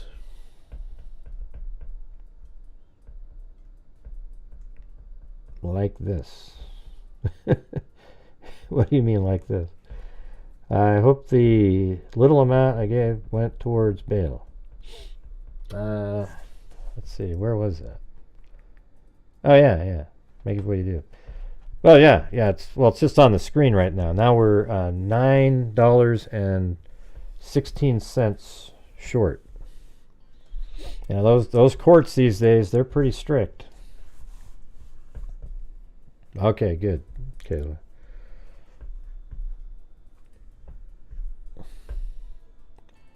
Well, just try. Hey, do a super thanks, Cindy. Maybe that'll work. Not a super thanks. The other one, the super. What's it called? Super sticker. Maybe that'll work.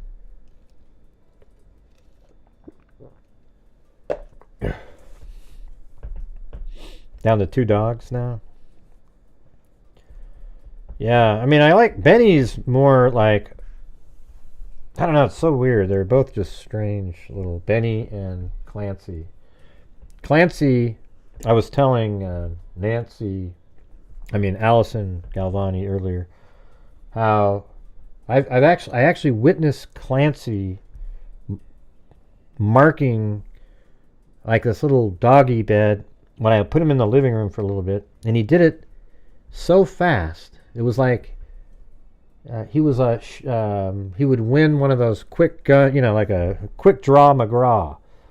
He lifts a leg, ooh, a quick little piss onto something. Oh, there you go, Cindy. So now we only need $6.17. And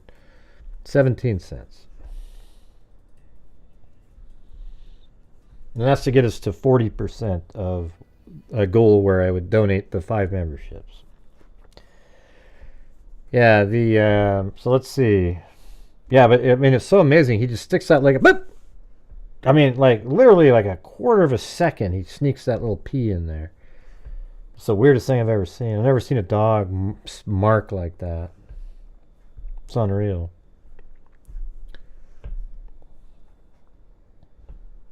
What do you mean? Hope you don't get in trouble. No one tell my husband. Come on, guys. What do you mean? What's he gonna? What happened? You get a smaller percentage taken out of coffees, though, right? Yeah, that's true.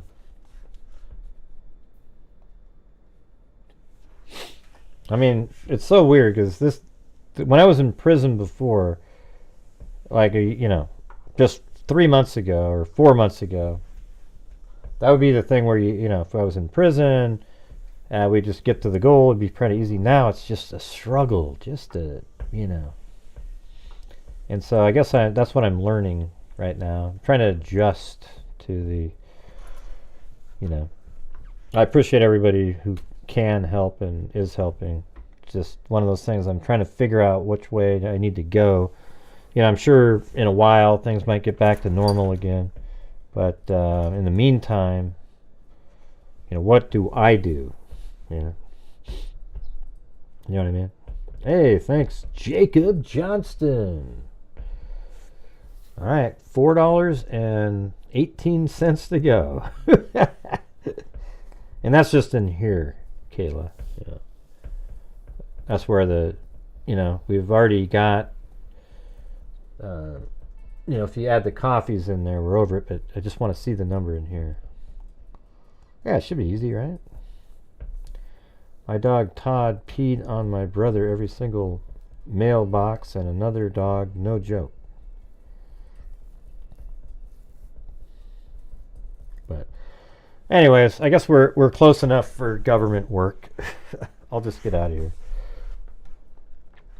It's just, man.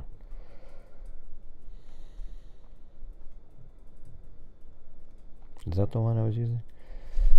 All right.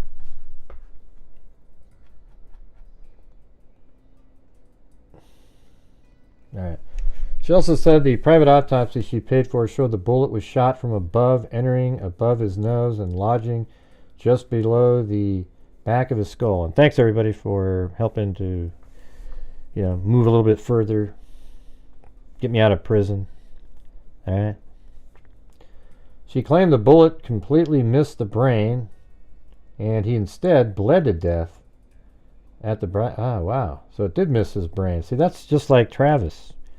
The bullet never hit his brain either, but blood was pouring out of his nasal cavity. She also said the private eye, I think that actually makes sense with the blood, because at first when you get shot like that, it sort of drips out and then it starts pouring out of your nose and stuff, because there's so many blood vessels in there. The bullet was shot from above, entering above the nose and lodging just below the back of the skull. I wonder if that like made him paralyzed. She claimed the bullet completely missed his brain, and he instead bled to death out on the bathroom floor, a bathroom door, and had a second blunt trauma wound on the side of his head. So could that be when he was falling? But also, who shoots himself like that? Does that even make any sense? Like you go like this, like you shoot downwards to your, from above, entering above the nose and lodging just below the back of the skull. So that means it had a downward trajectory. You'd have to kind of go like this almost. Why would you do that? That doesn't make any sense. What do you mean? I mean the autopsy of the first and the second one?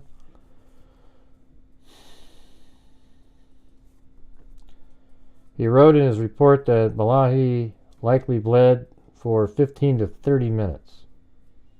Balaji's parents theorize their son was attacked from behind while he was listening to music and cleaning his teeth. Oh, there you go. See? I didn't know that they put that in there. And his head smashed into the wall or cabinet. After fighting back, so did they find headphones on his head or something? Or was it just like in the back there was music playing? After fighting back, he was pulled up onto his knees or sitting down and shot in the head. As the wound wasn't fatal, he survived for some minutes and got out of the bathroom before dying from blood loss. Yeah, so that's what it seems like. He's moving. It's moving. He's moving around. Like I think he got, he's shot in the head, and it takes a minute for blood to sort of start coming. But once it started coming, it started pouring out, and he just sort of bled to death. A 10-minute struggle, probably, his father said. His parents believe the apartment was ransacked because the killer was looking for a storage device that had damning evidence on it. Balaji's gun, a Glock pistol that records show he bought on January 4th. So he just bought that. Well, no, that was a year, about 9 months before. Was found near his body. So there you go. That answers that question. He bought on January. Oh, earbuds were on the floor. Okay.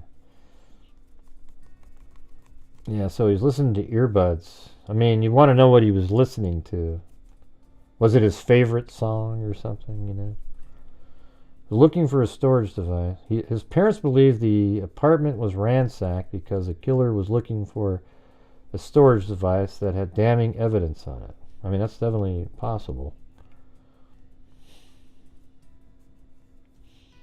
Balaji's gun, a Glock, but it sounds like something right out of a movie, like Reacher or something like that.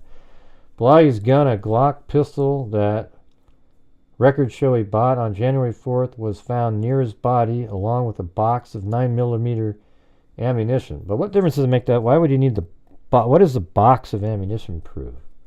You're only going to use one bullet, right? With 6 rounds are missing. One of the rounds was found in the gun case, which included the record of sale, another 4 elsewhere, and 1 accounted for. Well, wouldn't that be the one he shot himself with? Ballistic tests to confirm whether this was the gun that killed him are yet to be carried out. His parents claimed there was no gunshot. Well, I would think that the killer might have used his gun, if there was a killer. No gunshot residue on his hands, because that would be something really obvious. Let's see. His parents claim there was no gunshot residue on his hands. Well, that would be pretty strange. Splattered blood extended up the door and the door frame about 18 inches, dripping down to the floor. But it's sort of interesting because the blood came in from this angle. And you can see it, right? It's pretty obvious. See that angle right there? All of it's the same. Even over here. So, I mean, what is that? That's crazy. Almost like he was, you know, see where it's pooled down here, where all that blood is, where his head would have been? He was there after this was made. Right here. Because from here, if he'd spat that direction, it wouldn't look like that. I believe it's coming in from the left, just based on what this looks like. See how it's dark there, and then light? I don't know if you can see that. Here, let me show you.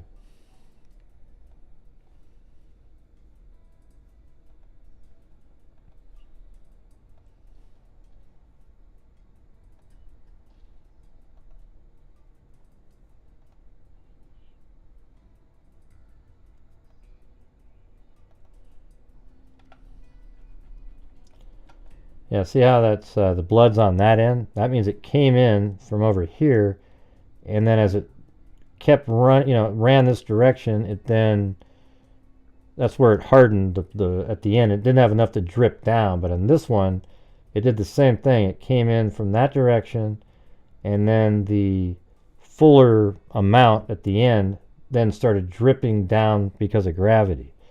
Well, I know it's correct, KK. I've studied all this I have a book on it and everything. You don't need to, and you always try to pretend that because you do the makeup and stuff like that, you're an expert on blood spatter. All right, so anyways, this one has the same thing coming in from the left like that. See that? See that? But it's more dense in this one, so that's sort of interesting. It's almost like maybe there was a fuller, let's just say like a sphere of blood of some sort that on the edges hit over here, and then a more concentrated amount hit right there. You know, almost like a cough or something, but you'd have to be in a low angle to get that. You know what I mean? There's KK, the blood spatter expert.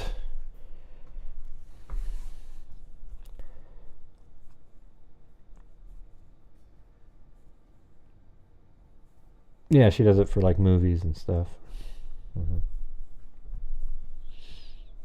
And she's going to do my makeup if I ever become famous. But I won't, so don't have to worry about that. All right, so you got, that's just like an interesting, this area here is interesting to me.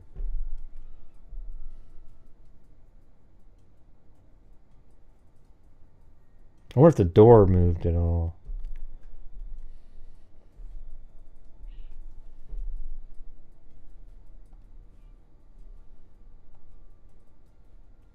And see, this is over at the sink.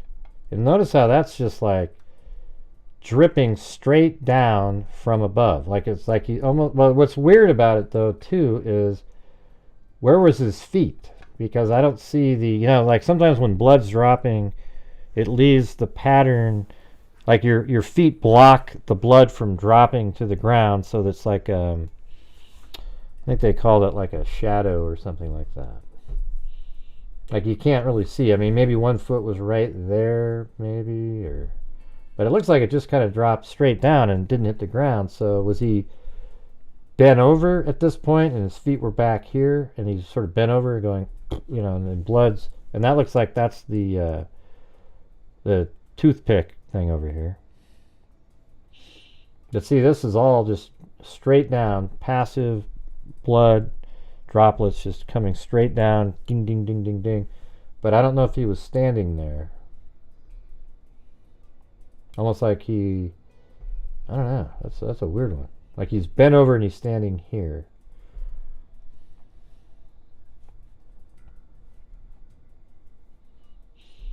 Rayo criticized the police investigation as incomplete and inadequate, that missed vital clues like the fake hair and earbuds, which he called a very serious error. We have serious impact on the understanding of the manner of death besides helping the alleged suspect. What state is this in again? I think I missed that part. To escape from the crime and adding more, probably California maybe, speculations, or Colorado. I can't remember what they said. To escape from the crime and adding more speculations surrounding the death, he wrote. Yeah, isn't California the same state where they have that one girl who they said killed herself but got stabbed like 11 times? Rayo wrote that the disturbed scenes were more likely seen in homicide death scene and rarely observed in alleged suicidal cases. He also noted the lack of suicide note and the widely distributed and pattern of blood spatters were more unlikely in victims whose fatality unconsciousness is instantaneous. Hold on.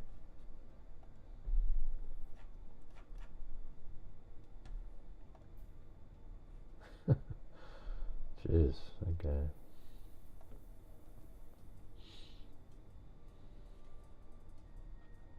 okay. Galvani just sent me a picture of her dad, like a normal picture. Let's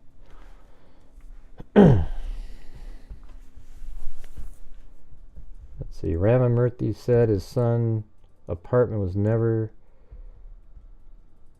completely tidy, but it was never anywhere near as messy as they found it.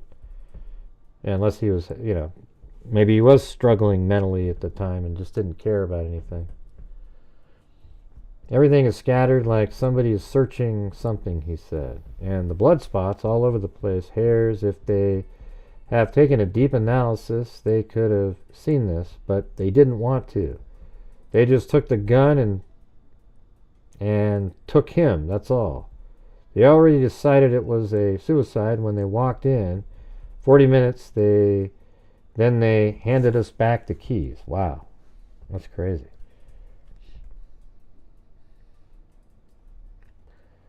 Ramamurthy was the last known person to speak to Balaji in a phone call at 7:12 p.m. on November 22nd. That may only have been hours before he died. Balaji had just returned from a holiday to Los Angeles with some friends who were former colleagues who worked in tech for his birthday a day earlier. They spoke for 15 minutes about his trip, the hikes he did in L.A., the weather, and the birthday money Balaji would soon be sent. Ramamurthy asked him if he wanted to go to an exhibit in January together, and he said, "Sure, let's see, I'll think about it." I asked, "Do you plan to visit us?" And he said, "Not immediately," he recalled. He was happy. He didn't show any depression. He had just returned, and in the end he said, "I'm going for dinner. I'll talk to you later." Usually he goes out for dinner.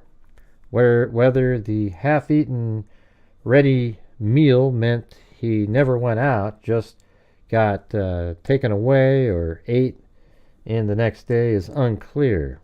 Balaji's parents didn't hear from him for the next 2 weeks, the weekend, but weren't concerned as he was often busy and had just returned home. But by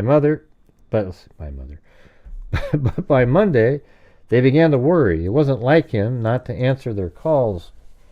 We called all the hospitals because sometimes he rides his bike, and in San Francisco, sometimes they are crazy drivers. So we thought something happened, an accident or something. Probably Foster City. That's where all the tech is. He wasn't there, so we thought he must have gone to a friend's place or hiking. Here, let's see if we can get, what do we got here? Who can read this? Is that Snoop Dogg? Exclusive bombshell crime scene photos that cast doubt on shit. whether whistleblower committed suicide. I don't want it way up there. I want it clear down here. We already did that. I think we're...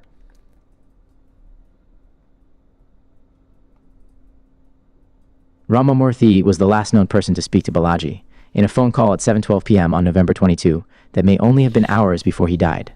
Balaji had just returned from a holiday to Los Angeles with some friends who were former colleagues or worked in tech for his birthday a day earlier. They spoke for 15 minutes about his trip, the hikes he did in LA, the weather, and the birthday money Balaji would soon be sent. Ramamurthy asked him if he wanted to go to an exhibit in January together, and he said, "Sure, let's see, I'll think about it." I asked, "Do you plan to visit us?" and he said, "Not immediately," he recalled. He was happy, he didn't show any depression. He had just returned, and in the end he said, "I'm going for dinner. I'll talk to you later." Usually, he goes out for dinner. Whether the half-eaten ready meal meant he never went out, just got takeaway, or ate it the next day is unclear, as the exact time of death is not known, though police believe it to be that night or the next morning. Balaji's parents didn't hear from him for the next 2 days, the weekend, but weren't concerned as he was often busy and had just returned home. But by Monday, they began to worry. It wasn't like him not to answer their calls at all. "We called all the hospitals because sometimes he rides his bike, and in San Francisco sometimes there are crazy drivers. So we thought something happened. An accident or something," Ramamurthy said. "He wasn't there, so we thought he must have gone to a friend's place, or hiking." Balaji had just returned from a holiday to Los Angeles with some friends who were former colleagues or worked in tech for his birthday a day earlier. Balaji hiking near Los Angeles during the holiday just before he died. They reported him missing first thing on Tuesday, and police forced open his door about 1 p.m. for a welfare check. That's when they found his body. Ramarao arrived soon after and claimed police refused for hours to tell her if her son was dead. At 2 p.m., they told her to go home, but she refused. Finally, at 3:20 p.m., she saw a white van arrive outside and only a stretcher emerge.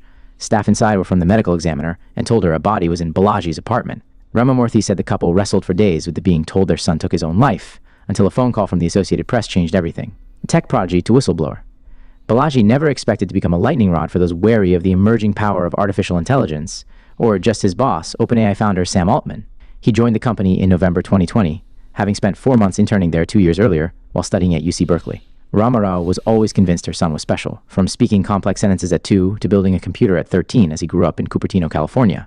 He was a prodigy. "We knew he had excellent motor skills when he was 2.5 months, she said at a vigil the day after his body was found. At 13 months old, he showed he was not ordinary by picking up all the alphabet. Less than 2 years old, he could recognize words. His senior year of high school, he won a platinum division of the USA Computing Olympiad, a programming competition, and was recruited to work for Quora as a software engineer. Then, in 2018, while a student at Berkeley, he won $100,000 by placing 7th in a competition to write an algorithm to improve TSA passenger screening. Balaji's work at OpenAI also impressed, to the extent where co-founder John Schulman lionized him on LinkedIn. He'd think through the details of things carefully and rigorously. And he also had a slight contrarian streak that made him allergic to groupthink and eager to find where the consensus was wrong, he wrote. Balaji never expected to become a lightning rod for those wary of the emerging power of artificial intelligence. Balaji lived in this high-end building on Buchanan Street in San Francisco's Mint Hill neighborhood. But as early as 2022, he was starting to question the work he was doing, training GPT-4, the engine behind ChatGPT, with reams of data from the internet. Balaji had justified his work by treating it like a research project, but after it was launched in late 2022 and sold commercially, he began to rethink this. He came to the conclusion that OpenAI was so grossly violating copyright laws that not only was it illegal, it was unsustainable for the internet itself. Eventually, he quit last August and wrote his findings in a detailed essay on his personal website, then spoke to the New York Times. Balaji's NYT interview was published on October 23, shocking his parents and even his friends, none of whom he told in advance. Ramarao berated him for speaking out by himself instead of joining forces with other whistleblowers, and for posing for photos so everyone knew what he looked like. "I was very concerned because he might be called a whistleblower that might impact his career. That was my biggest fear," she said, but never that his life would be in danger. Balaji told her not to worry. He wasn't giving away confidential secrets, just expressing his opinion on the work, and he had enough money from his OpenAI stock. He said he wasn't looking for another job. He said he was planning to found a startup, his mother said. Balaji's parents, Purnima Ramarao and Balaji Ramamurthy, pictured with him, insist he was murdered and have spent more than $100,000 trying to prove it. Balaji worked for OpenAI founder Sam Altman until last August, when he quit and wrote his findings in a detailed essay on his personal website, then spoke to the New York Times. You know what's interesting is, see, this Altman guy was just over at the White House with Trump and somebody else and talking about investments and things like that. But what's interesting is that, let's see, I'm trying to remember. I can't for a second. Elon Musk. Can't remember his name for a second. He doesn't like this guy because apparently, like, he sort of took. Elon Musk was part of the same thing, and then this guy took it, almost like Bill Gates and Steve Jobs. You know how that all worked out. And so, like, so it's weird that he was showing up for Trump, but then Elon Musk doesn't like this guy. So it's sort of interesting. So I guess that shows you that Trump's just his own guy. He doesn't really care what Elon Musk is saying or not. You know, it's like, okay, great, Elon, you're there for Doge. Other than that, I'm going to do my own thing. But, yeah, no, it's just kind of weird, this whole thing. Then, a week before his death, the NYT named him as a custodian witness in its copyright infringement lawsuit against OpenAI and Microsoft. His mother believes that implied he had more damaging information up his sleeve and was targeted for it. Balaji wasn't done going public either. Days after his death, his phone rang and his parents picked it up. On the other end was an Associated Press reporter who didn't know Balaji was dead and was calling to schedule an interview he agreed to do. Maybe he had some new information to share with AP and somebody who doesn't want that liability to them, so they target him, Ramamurthy said. After that phone call, we got suspicious. We were just finding so many things suddenly happened, and it was kind of frozen for us what to do next step. So then we got this call, then we thought, oh, this is something totally big, this has to be investigated. Worried, but not suicidal. Balaji's parents have three main reasons they believe he couldn't have killed himself: the crime scene, the timing of his death after going public, and that he had too much to life for. There's no depression, he didn't have a suicide note or anything, he was financially stable, he has a good friend circle, going around having a good time, his father said. If I'm depressed, usually I'm isolated watching movies and drinking, but he didn't do that. The way I talked to him that night, he didn't show any stress. He was very cool and normal, and there was no strain in his voice. He takes care of himself. He goes to the gym. He's health conscious. He goes with friends to so many movies. He's not a person to get depressed. He's outgoing. He had plans for his own startup. He had some members already collected from Berkeley. He had a lot of future plans. Ramarao berated him for speaking out by himself instead of joining forces with other whistleblowers, and for posing for photos so everyone knew what he looked like. Balaji sent her with friends. His parents said he had a very active social life. Though his parents are adamant Balaji wasn't depressed or suicidal, he wasn't quite himself. He seemed worried, off balance, even afraid. Ramamurthy said he thought Balaji was planning to do more press interviews as a means of protecting himself and also expose things. He also speculated whoever killed Balaji gave him a warning, and that's why he bought a gun 10 months before his death. He didn't care. He's a little bit more like his mother than me. I'm very cautious, he said. He bought a gun in January. That's a long time back, 1 year. So we assume he has had some threat somewhere. You want to protect himself from that. Ramarao said he also months earlier discussed with his former boss about leaving OpenAI and studying a PhD instead. Usually he'll be very focused on his work, so there was something going on. We may never know. Unless we get access to his laptop and other things, or the HR record or something, since he's very secretive, she said. Balaji hated his boss. Another wrinkle was added to the story when Sam Altman's sister Ann Altman, 30, claimed he molested her when she was a child. The disturbing lawsuit filed earlier this month in the U.S. District Court of Missouri, where the siblings grew up, alleged the abuse was between 1997, when Ann was just 3 years old and Sam was 12 in 2006. It claimed Altman groomed and manipulated her into believing the aforementioned sexual acts were her idea, despite the fact she was under the age of 5 years old when the sexual abuse began, and she was nearly a teenager. Altman and his family took the unusual step of publicly rebutting the deeply hurtful and entirely untrue claims. They said Annie faces mental health challenges and, despite financial assistance and offers of help, kept asking for money and making damaging claims about her family. Sam Altman, pictured left, denied claims by his sister Ann, pictured center left, in a new lawsuit that he sexually abused her as a child. Ramarao said she had no opinion on the lawsuit, calling between the two of them. There are things that we know that we can speak for. There are things that we don't know that we cannot speak for, right? She said. But she said, though Balaji never spoke to his parents about Altman, friends have since his death revealed the contempt he held his boss in. He's a very weird person. Suchir hated him, that much I can tell you. All his friends say he was very vocal against Sam Altman, she said. He never hated anyone in his life. I've never heard him complain in the school days or college days or even coworkers. He never said anything negative about anyone, so he's probably had strong reasons for that. Parents search for the truth. Ramamurthy said the funeral home his son's body was sent to was among the first to suggest they get a second autopsy because Balaji's death seemed suspicious. These events made us think this is not a suicide, it is a planned, cold-blooded murder, he said. It was executed over the weekend so people won't find him for a long time, and also he was on vacation so they can get in and do the required things to set up. The autopsy was done in early December at the cost of thousands of dollars, and Ramarao insisted it called the suicide explanation into question. However, she said they wouldn't release it until after the medical examiner's office released theirs. The Los Angeles County Department of Medical Examiner must complete its autopsy report within 90 days of the examination, which is in just over a month. Balaji's parents have three main reasons they believe he couldn't have killed himself: the crime scene, the timing of his death after going public, and that he had too much to life for. A second autopsy was done in early December at the cost of thousands of dollars, and Ramarao insisted it called the suicide explanation into question. Ramarao is on the phone or in meetings all day, talking to investigators, lawyers, and supporters to bring attention to her cause. "We have depleted all of our saving in the fight for justice," she wrote on a fundraiser, citing legal fees of $1,000 to $1,500 an hour and $500 to $800 an hour for private investigators. Ramarao, in other interviews, has heavily implied, and at least once outright. I think that's just sick by these attorneys.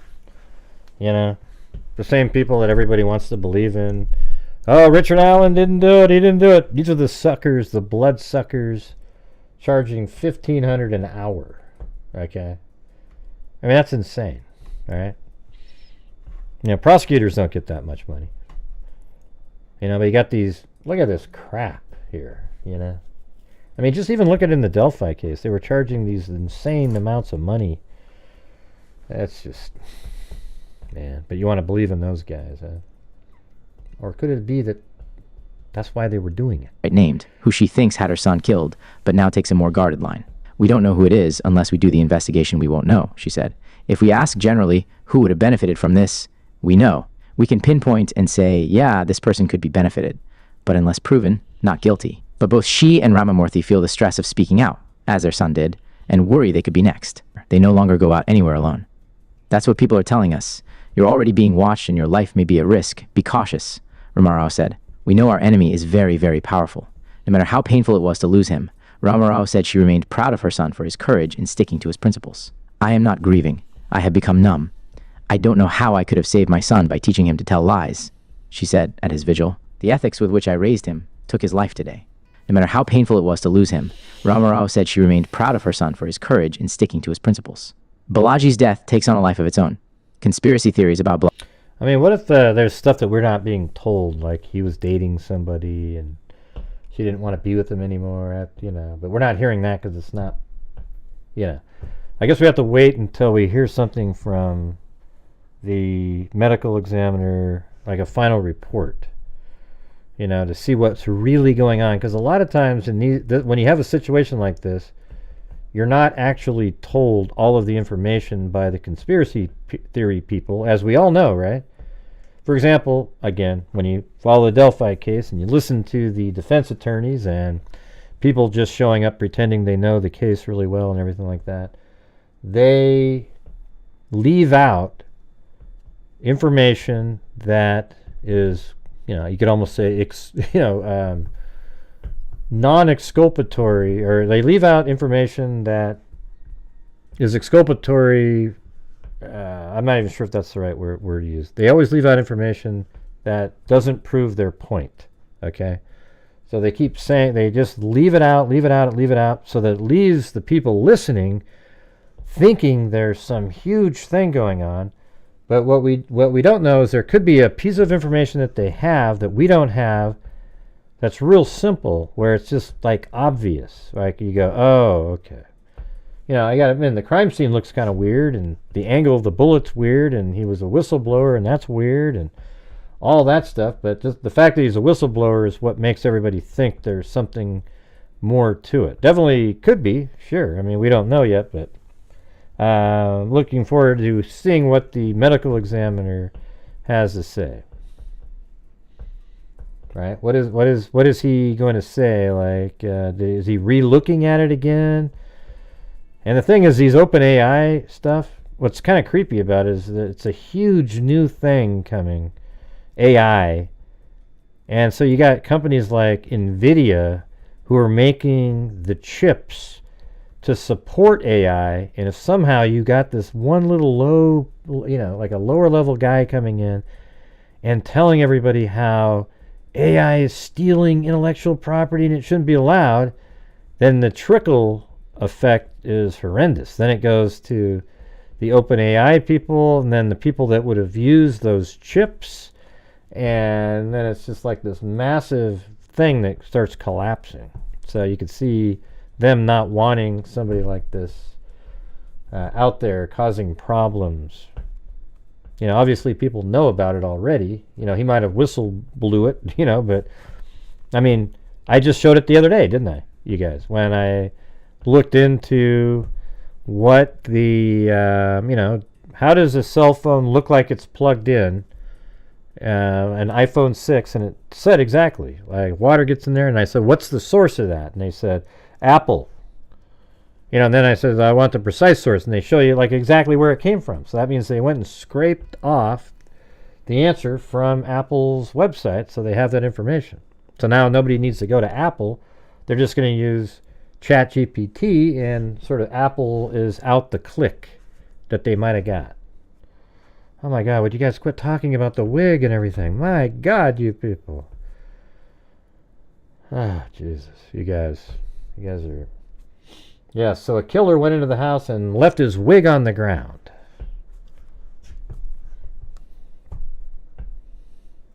Yeah. All right, here we go. Balaji's death started almost immediately after it became public in news reports on December 13th. Social media provocateurs and true crime buffs quickly began sharing and debating the story, declaring that the AI industry had him killed. His family first posted online about it on December 14th, writing, "We are seeking to know complete truth. We need more answers," adding fuel to the fire. An alliance of crypto fans, right-wing pundits, influencers, fringe journalists, and outright conspiracy theorists has kept the chatter raging for 6 weeks. The online avalanche reached sufficient intensity that it reached the attention of Altman's arch-nemesis Elon Musk. No. This doesn't seem like a suicide, he wrote when reposting one of Romaro's tweets, there you go. and also shared other articles and posts about the case with comments like, and concerning. Musk has a long-standing feud with OpenAI and Altman, and battled them since they refused his offer to buy them out in. He has since slammed OpenAI for accepting $90 billion of funding and its plans to transition to a for-profit company, arguing the commercial enterprise flies in the face of its original mission, to help fight threats to humanity posed by AI. It was inevitable Musk would get involved in Balaji's case, not only due to his animosity towards Altman and OpenAI, but because many of those sharing it had one thing in common. Maybe he was trans. Even before he got involved, he was wearing a wig. Many of the extremely online proponents were avowed fans of the Tesla billionaire and shared his distrust of Altman. This doesn't seem like a suicide, Elon Musk, arch-nemesis of Sam Altman, wrote when reposting one of Ramarao's tweets, and also shared other articles and posts about the case. Some saw the tragedy as an opportunity to enrich themselves, either by sharing it to increase their clout, making shareable video content, or in one case, making millions off a meme coin shamelessly exploiting Balaji's death. Others have more genuine motives, like Fremont, California, real estate agent Girish Bangalore, who started a petition demanding a comprehensive investigation. The San Francisco Police Department said Balaji's death was still an active and open investigation. Some saw the tragedy as an opportunity to enrich themselves, either by sharing it to increase their clout, making shareable video content, or in one case, making millions off a meme coin shamelessly exploiting Balaji's death. How does making money on meme coin exploit Balaji's death? I don't really get that. Others have more genuine motives, like Fremont, California, real estate agent Girish Bangalore, who started a petition demanding a comprehensive investigation. The San Francisco Police Department said Balaji's death was still an active and open investigation and declined to share the full incident report. OpenAI said it was devastated after his death was made public and was in touch with his family to offer support. "Our priority is to continue to do everything we can to assist them," it said. "We first became aware of his concerns when the New York Times published his comments, and we have no record of any further interaction with him. We respect his, and others', right to share views freely. Our hearts go out to Suchir's loved ones, and we extend our deepest condolences to all who are mourning his loss." Share or comment on this article, bombshell crime scene photos that cast doubt on whether whistleblower committed suicide. Email, 83 shares. Add comment. Most watched news videos embed this embed icon. Embed icon. Embed most watched videos, choose a theme, dark light theme, light, less than a frame, style equal to width, 1px, min width, 100%. Height. Yeah.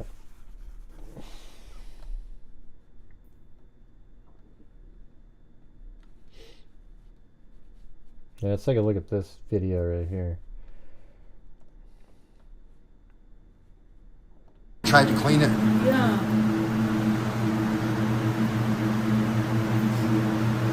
And what is that bag there? But we don't know. That is police kept marked. See, it looked like he tried to grab the door. See that big pool of blood back there? He tried to run, right? Crawl this way, I think, and then he ended up here. I think, and then he ended up here. Let me film over. Yeah, see, that's right by the sink. See how there's... I mean, I guess one of his feet could have been right there, but it looks like there's a drop there, so I don't know. And look at right there, though, see? There's... I mean, I guess that could be, like... It doesn't look like it's high velocity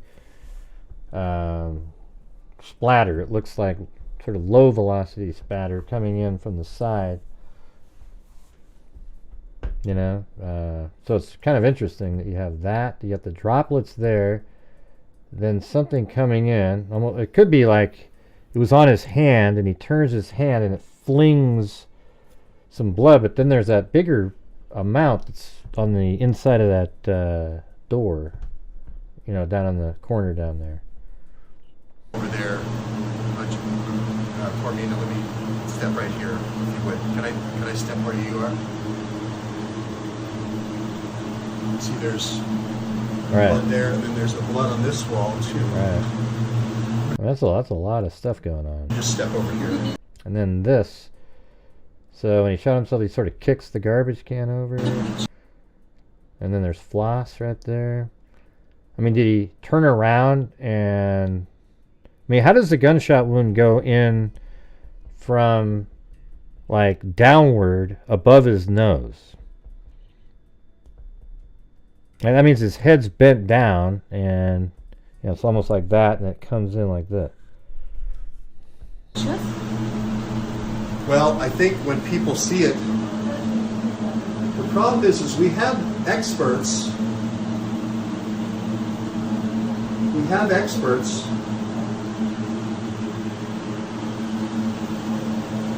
But they're not here. So apparently they're saying right in this corner is where the wig is, maybe? Or whatever, hairs or something. Right there. I guess here's a closer shot of that. Right there. Yeah, jeez.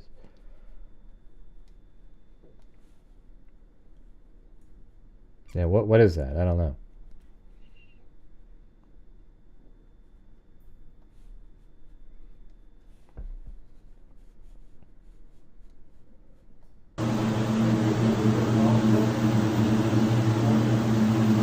Okay. It's interesting that the smaller droplets stayed red, where the massive pools are really dark and kind of crusty like that. That's split. Clean it. Yeah. Wish we had more of this kind of video like this, going all over the place. So there's a half-eaten meal there. And by the way, why are you even eating a meal if you're going to take your life? I mean, that doesn't look like your last meal type of stuff. A little bit of rice and, wouldn't you have look, I'll tell you what, if I saw a lobster and some a nice little steak sitting there half-eaten, yeah, you might think twice, like, maybe that was like he was trying to have that last meal. Instead, it's just some crappy, container of rice.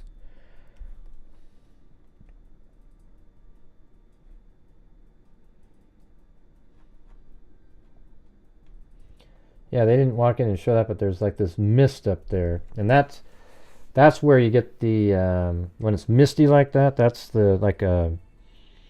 usually like a high impact situation where you have really fine blood spatter, and so if that's the case, it seems like he would be turning his head maybe like it was to the right, perhaps, and then it was like, I don't know. I mean, who shoots themselves like that, by the way? In the front of the face, downwards.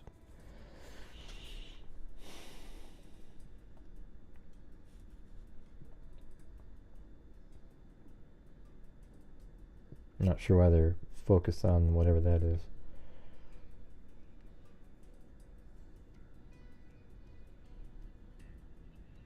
See, sometimes if you got really fine high velocity impact or high velocity blood spatter is what I meant to say, you can actually, and it's hitting a person, you can actually see where they were based on how the blood spatter like hits the wall behind them, because it means they blocked the blood, and you can sometimes you can almost see a complete outline of like where the person was. I mean, not perfect, but.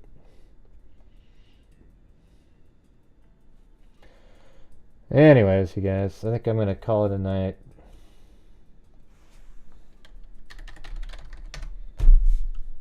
Just, oh,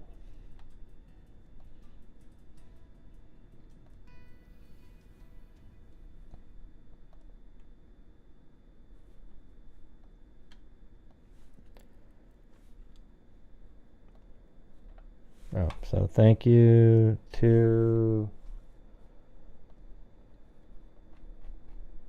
Linda Dees, Allie Cake, Linda Howell, Jessica Schubach, Vicky White, Laura, Jay Case, thank God. Moofies, Zozo, Sherry gifted a membership, Indiana, Zozo, 59 months, Moofies, Cindy, and Jacob Johnson. Boy, we just... That's all, I think that's all it says in here, right? Yeah, wow. And then we had on, let's see, where is that?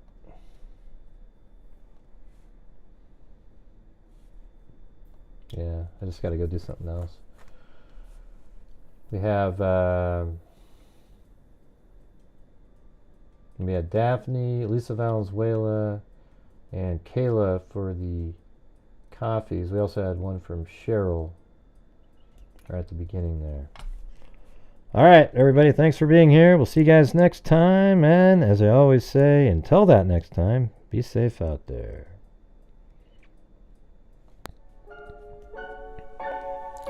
Thanks, I've Jay been doing this Case. true crime thing for quite a while now. And during this whole time, I have not seen one person that is a crime dissector. Tucker Carlson does an interview with the mom. Maybe you want to go watch that. Gonna get ya on Twitter. I can't play it. If you try and play me like an old projector. Crime sector is my nectar. Professor Greg is gonna give another lecture. Crime collector, freak connector, and I'm always gonna be a pup protector. Fool deflector, interceptor, and I'm meaner than a spectre with a vector on his pector. With all respect, y'all, just remember I've a temper fucking check ya. I have no agenda, I'm no pretender, and I'll serve it to you straight without the blender. And in the end, I'm gonna send ya on a mission to reveal the true offender. Yeah, so I'll just get right back to work. All right, everybody? Talk to you later.